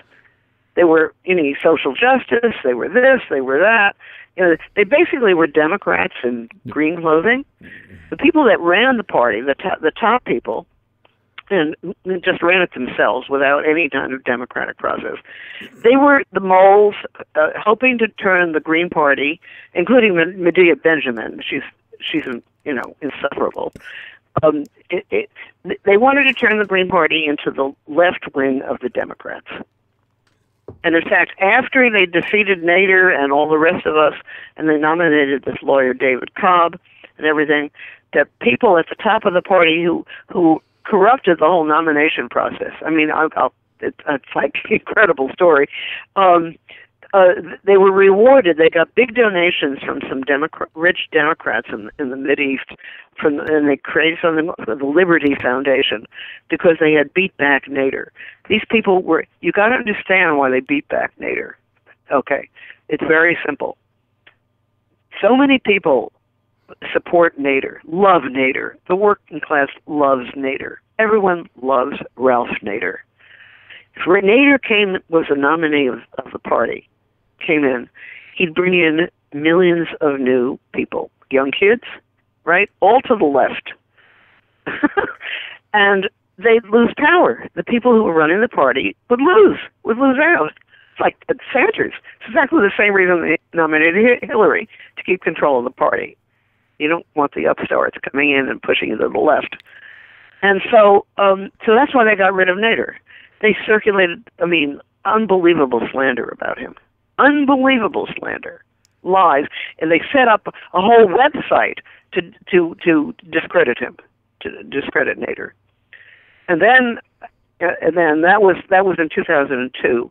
In 2004, when I was running, and there were like 2 or 3 other people that were running, but they also supported Nader. And the whole nomination process was corrupted. I don't even want to go into the details. They forced us to get new petitions when we arrived in Milwaukee. They lost mine.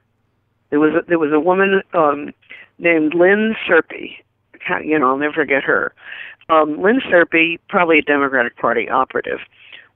We were all instructed that is the other candidates, Carol Miller and a couple of other people. We already had petitions. We already had support. We already were validated.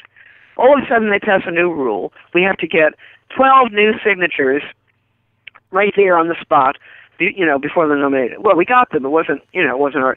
And then we were told, and Lynn Serpy and another guy said, we need the petitions by 7 p.m. tonight. Okay. So I said, great. So we all got them, gave them to Lynn Serpy, right? Okay. So everything's cool. And so in my hotel room at like 11:30, I get a call from Matt Gonzalez, who was active in the Green Party in San Francisco. And I think he was serving on the board there or something like that. And he said, Lorna, where's your petitions?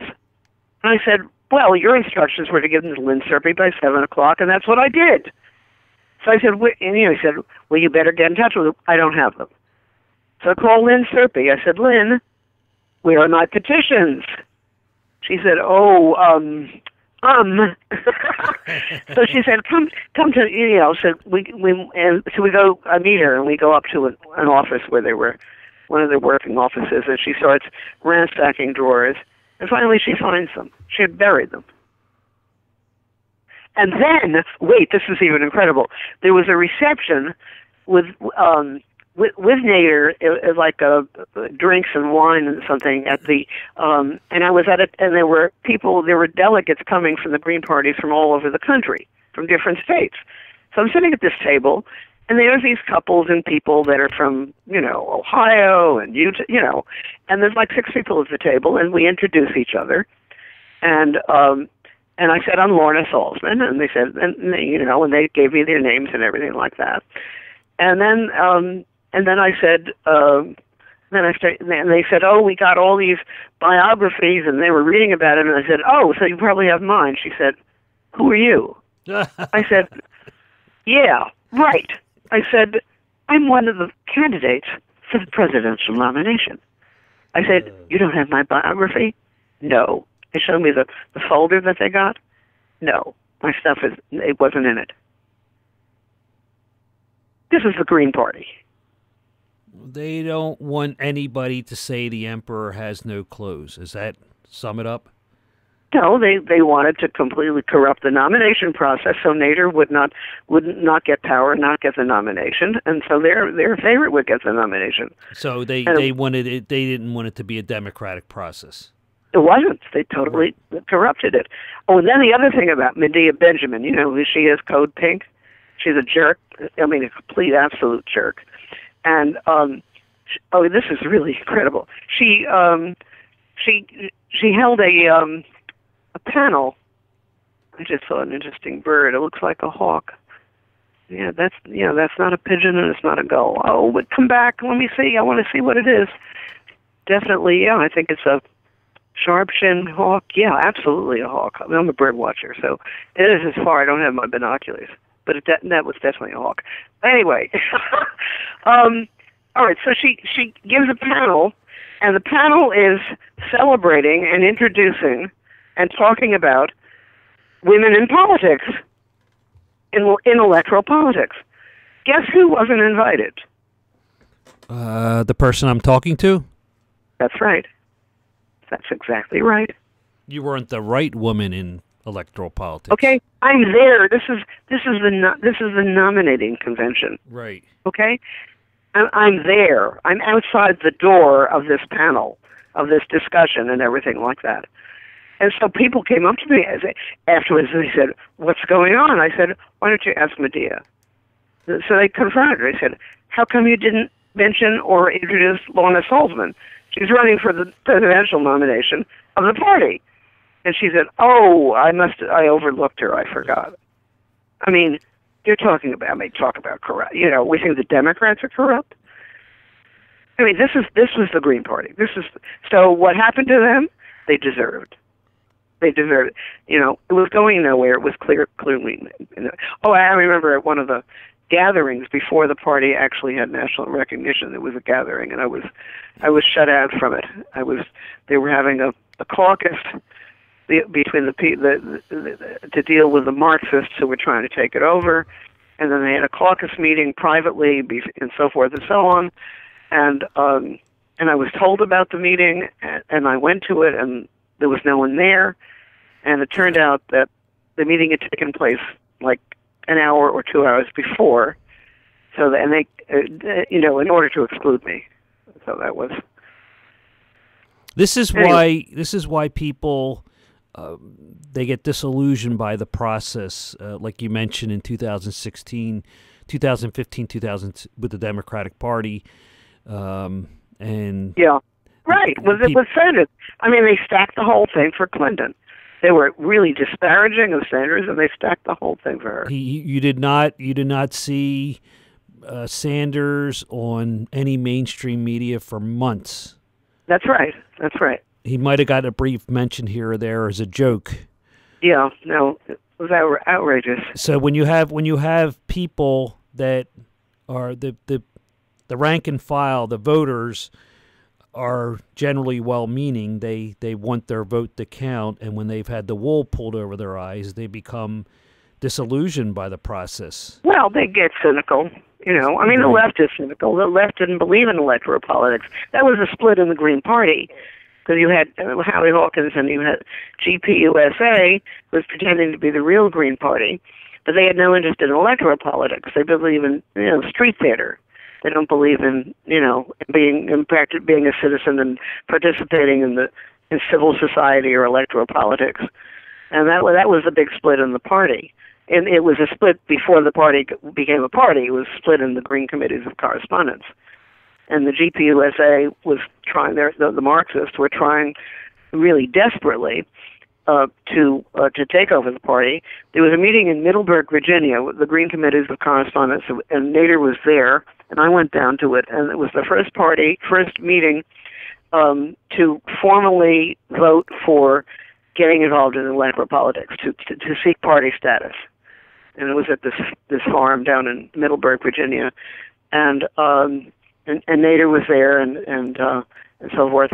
And then Howie Hawkins, who lives up in upstate New York, and he's like the original Marxist, and it's like he drove overnight from Vermont or New Hampshire to go to Middleburg, Virginia, to go to the meeting to try to stop them from from becoming a political party. And that's a whole other story. That's my gripe about the party was less about that, than about the fact that they really had no interest in environmental issues.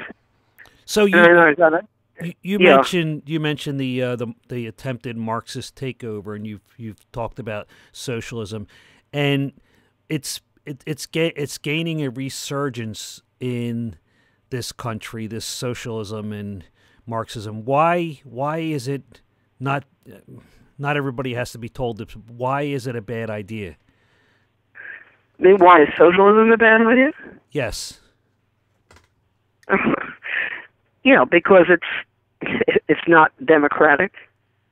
Okay, because it's it will require coercive, centralized, unaccountable government, and also I think because it will abolish private property. Okay, I mean, I've been behind the Iron Curtain in 1964. My husband and I traveled extensively in Poland, Czechoslovakia, Hungary, Yugoslavia, and we had you saw a certain lack of freedom, right? Lack of freedom, exactly. Yeah, exactly. But we're talking about doctrines, okay? We're talking about the secular Bible, okay? And that they have doctrines, and it's quite well established. And I have had personal experience with leftists about this. Is that they have their own 10 Commandments, okay? And if you deviate from any of them, you're immediately called a racist right-wing redneck. Immediately. I've had this at least twice. I was at some meetings or panels or some event where I'd be sitting and chatting with people who were like young leftists, and they would be we would talk about environmental stuff, and I said I had been a anti-nuclear activist, and I was very active against GMOs, and all the usual, and we got along fine, right? Okay, we get along fine. We exchange cards with email addresses, right? So these people go home, and what do? They go to my website. And what do they see? They see all these articles about Islam. and immediately, I'm like on their blacklist. And Peterson has said this exactly the same thing. That if you question, if you're not on their side for everything, you're against them. You're an enemy. Well, he also talked. It's a doctrine. This is a doctrine, and yes. it's a Bible, as it's a secular Bible. For them, he talks about redistribution, and so inequality. He's absolutely right about the business.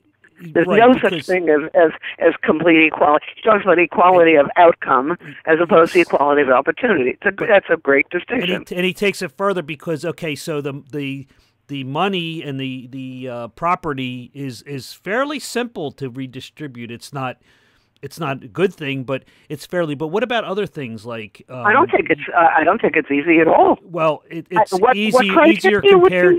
It's easier compared. What criteria would you use to redistribute land? But the point I'm getting to is when so you have qualities that I don't have, and how do we redistribute those? You're a better swimmer than me, or you get along with people. That's exactly the point he was making. Yeah, right. You do things better than me, so we need to redistribute that. Well, how do you? So when I mean simple and compared to something that you could not possibly redistribute. And so when we get into the equality of outcomes, we have to. Where do you stop? Where do you stop? Well, that's what he's saying. He made that point. Does it have to do equality of? Not just of your talent for basketball or writing music or public speaking or writing or running for public office or, all those things where, Right, you're a better writer than me, so you have to give me some of that. Right, exactly. Yes, exactly. How do we do this? How do we divide that up? The obsession with equality is on the left is a complete puzzler for me. I have to, because anyone with half a brain, it would realize that it's impossible. It's physically impossible, not just theoretically. It's physically impossible. Who would do it? Who decides? Who decides who's going to take money from who, and who's going to have to give it up? Who decides? There is voluntarily. We're going to say to well, you have 100-acre estate. Mayor Bloomberg, he has an estate out in the Hamptons. Are you going to do it voluntarily? Are you going to turn over your property for a public housing project? I mean, we have socially progressive goals that we're going to accomplish, and these justify redistribution, or they justify using nuclear power. Or burning lots of oil. There is inequality in as far as possession, money and property and private property. However, the irony from the regressive left their take on all this colonialism, patriarchy, and all this oppression and marginalized groups is that we live in a time that there has never been in North America, in Europe. There's never been a better, freer time where there are laws that protect everybody. That's right. That's and absolutely so yes, right. there is wealth inequality. There is a power imbalance, but how do we redistribute that? Now, I said simple because it's simple in comparison to things you can't redistribute, but it isn't. Well, you're simple. talking about how do you do it? Right. All right. Look, you do it by laws, and you do it by policy change and laws, and you do it by institutional change. I mean, if you want to do something, take the tax code. You want to get more money into the hands of poor people, change the tax code. Tax the corporations more. Tax the poor people less. I mean, that's not a revolution. Exactly. I mean, I don't know. We're both. I think we both agree on a lot of things, and there are things that we can do to make things better for people. One of them isn't identity politics. One of them isn't right. equality of outcome, and that is not. That's not something. How do you go about it? And here's the one argument that I mentioned: the rise in popularity is socialism is now like being thrown around here like it's something fun in U.S. politics. But they say, well, you mentioned some of the the Soviet countries and the Eastern Bloc, but you're talking about the wrong one. It's wrong examples. Well, I want to hear a good example. Yeah. Well, first of all, they're making a big mistake using the word socialism. What they really should be using is social democracy, which is what Europe has. Europe has social democracy. Okay? I mean, that's what they have.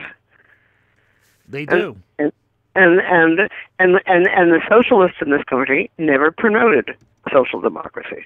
Never. Why? Because they're ideologues. They have no interest in improving things or, accomplishing progressive goals. They just want to promote their ideology. That's all. That's what it's about. Back to ideology. Yeah. That's where we started. Absolutely back to it.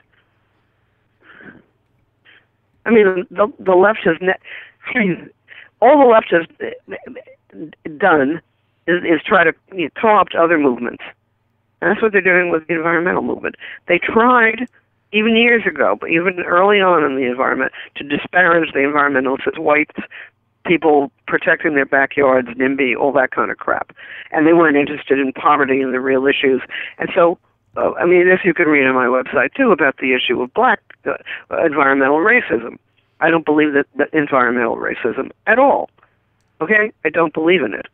But what it is a co-optation, because the blacks the blacks accused the environmental movement of being racist, of excluding blacks and from their top positions and from this and that and the other thing. That's bullshit. No one was ever excluded because the blacks never were interested in joining the groups. Why weren't they interested in joining the groups? Because they were white groups. Okay? Now, in the black community, they wanted self-determination. They wanted to run everything. And so what they didn't set up black environmental groups. They set up groups that redefined environment as being issues of disempowerment, and racism, community, and all that kind of colonialism. Stuff. Yeah. So they defined environmentalism out of existence.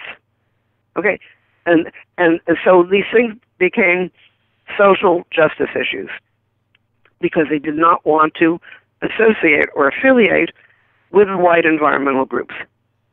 Now, no one ever stopped. Blacks were completely free to join these groups, to participate, to become activists. When I was working for Friends of the Earth, I was the national representative, but there was a local New York branch, and they would have monthly meetings and so forth. And we had one black guy, would come to the meetings. And so it turned out he worked for New York City DEP. I ran into him when I was working there. It was very funny, years later. But anyone could have come to those meetings. Anyone would have come into the New York branch and sat down and said, well, I have this problem in my community, and there's all these buses or there's garbage or, whatever. And but no, they didn't. They it was a separatism. It still is. That the blacks who are concerned about environmentalism changed the word to environmental racism, and now they've changed it from climate change to climate justice, eliminating science. Okay. I want to I want to end this not because I want to stop discussing these subjects with you, but there's things like my biodiversity is being threatened. I need to eat, and but I want to ask, when I feel this sadness every time I hear you say you're not causing it, but when you say the left, and so I think you and I have a lot of things that we would be left, and yet it's so sad to be seeing people that have a lot of the same convictions behaving so poorly. Well, yeah, I mean, if you took my positions on issues, voting and so forth, they'd all be regarded as left. I mean, except for... I know that, and I'm hearing you criticize the left, and it's so... I do the same thing, and it's these are my people, and yet they're not. Well, there's other people that have written off the left, has criticized the left, and written them off, and they write themselves off. No one takes them seriously. They're talking to themselves. They're all the bearded Trotskyites sitting around in a circle and stroking their beards and talking. They have accomplished nothing. They have nothing. They have accomplished nothing. They've contributed nothing but divisiveness. It's like, it is so ugly. It is so. I mean, and now they're going after free speech. And now and the media are letting them do it, or even helping them. And the liberals are sitting there and not doing it. They don't really care. I talk to my family and friends about these things, and they're not involved in it, They're kind of surprised. My granddaughter, she'll be 18 in April. She's getting ready to go to college. And she's running into this. She's at Hunter College High School, it's the best school in the city. It's not under the City Board of Education. It's under the city college system. Hunter College High School has all the brightest kids you can imagine, and 60% of them are Asian. It's really funny, and she's very bright. And she gets, she's got these cultural Marxists and people in the school and everything. And when my husband and I used to talk about, Muslims, and I'd send her some articles, and she kind of said, really? I mean, and then other people, they're not aware of it. They don't know. They don't care. I mean, but it's the same with the environmental thing. I mean, where is the public? Where have these people been all these years? I mean, we're not, I mean, thank God we had the 1970s with the Earth Day and all the environmental stuff and the laws and everyone, we had it was an incredible decade. And then it's been downhill since then. And now we have people that, yes, they're concerned about climate change, they breathe and so forth, but they're, number one, they're confused, okay, which is deliberate. And number two, these are people that actually don't have any scientific knowledge. I don't know what happened to science, and they have no interest, they have no curiosity. I mean, how can you not be curious? How can you not want to educate yourself about the most important issues that are facing us in the world? I don't understand it. You're concerned about, racism, feminism, all this crap. I mean, as if there was such thing as perfection, as if there was never going to be any more conflict, intolerance, in the world, as if people were going to all of a sudden become, perfect. I mean, as if there were, it's mind-boggling. I think there's a lot of reasons for it. I think the fact that people don't read. People don't read. How many people know about the Holocaust? How many people know about Stalin? That he killed more people than the Nazis did. Well, that's a fact. It's a fact. That's a fact. It's a fact. And I didn't understand. That's something that confused me when it was usually when you're talking to somebody that was politically right, you'd say something nasty about Hitler. Well, what about Stalin? And I was like, well, okay. Yeah. But so I understand now that it's not like people are defending Hitler. It's like, well, you're not focusing on people that were worse.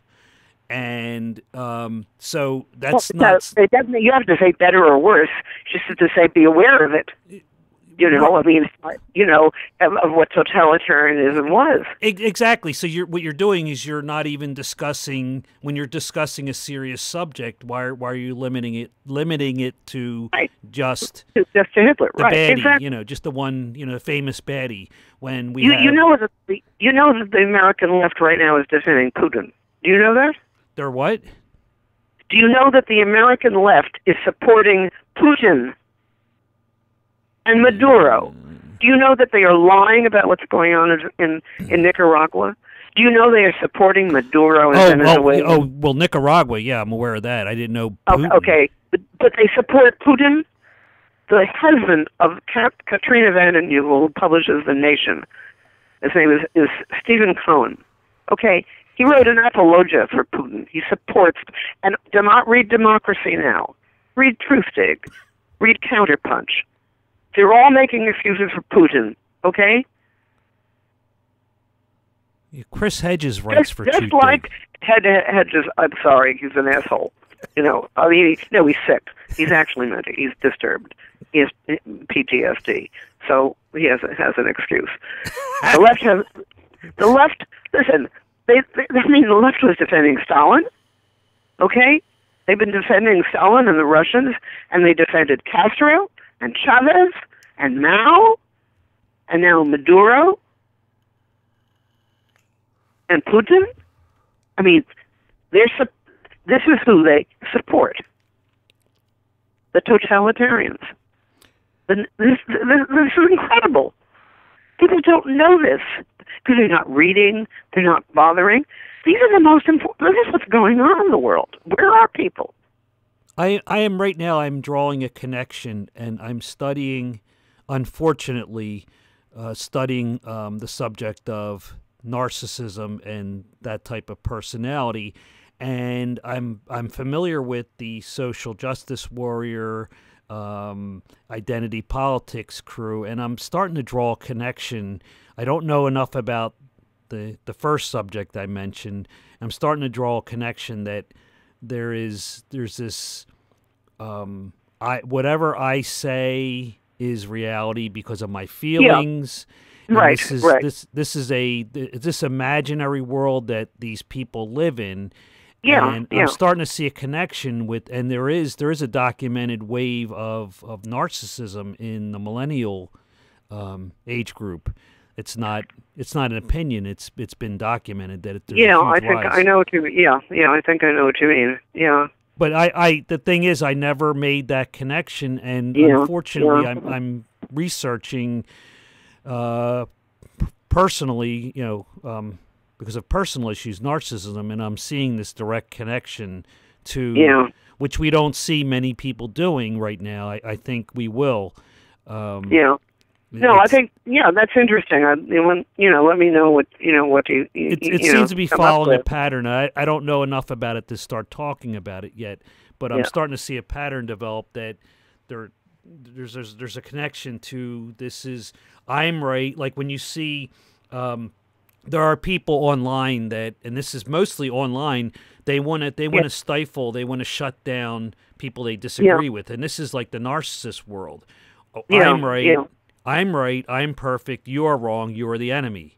Yeah, we're talking about heavy irrationality also, not just wishful thinking and narcissism. I mean, heavy. It's all, Anyway, maybe we should get off. My arm, I'm holding the phone, is getting stiff. I'm because of evolution, I require energy, and yes. I'm made up of eukaryotic cells that say we want ATP synthase to continue. Right. So I'm actually getting. So we can have hopefully we'll have more discussions, and I know we're communicating via email, but it was so enlightening to talk to you again.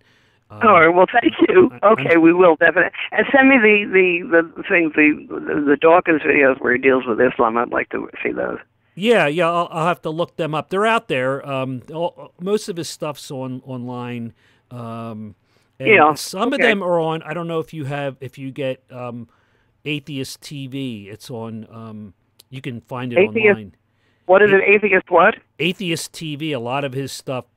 That one's probably in there, but I'll find it and send you a link. Yeah. Okay. So. All right. By the way, I look at Dillahunty's other video. Thoughts on my conversation with Peterson. It's just him talking in his backyard about their debate. It's really interesting. You should, because he reconstructs the whole thing and so forth. It's very good. Dillahunty, if I had to have one advocate in the world for me, he would be it. What does he do? He is the host of the Atheist Experience, and it's is that all he is? He doesn't teach or anything? I'm not sure what his actual job is, but I know he's mentioned it. I don't know, but he certainly is. He's certainly a wit. He has sharp good. wit. He's really good. He's sharp. He is sharp. He's razor sharp, and he goes right. He's like a laser guided missile, and you don't want to go in there and not 1,000,000% sure of what you're talking about with him. Yeah. Well, I could see that Peterson was he looked pained. I guess that's, if you look, do you remember what he looked I remember, like? And I was cringing, but at the same time, I thought he was courageous to go up against him. He couldn't have not known. Well, of course, Dillahunty was, and I thought that and I knew, and we all know that stand he takes on religion and not answering the final question would be front and center. And he can't. He can't. He's not going to. He can't, and he's not going to. Yeah. And I'm not sure. I'm not sure it matters.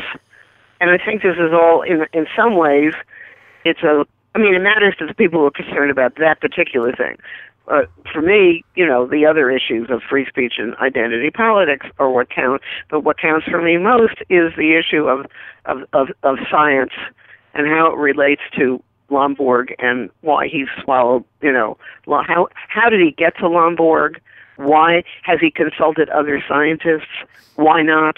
So this is what bothers me. I'm hoping you get an answer. I'm hoping you get an answer, and I want to hear what. Yeah, what he says. I will. Rob and I are going to, we'll give it our best. Okay, we're going to hang up, and I'm going to stretch my arm. Okay, but we'll talk soon. Okay. I'll talk to you. Thank you. This was fun. Oh, thank you. Thank you. Okay. All right, bye. Bye.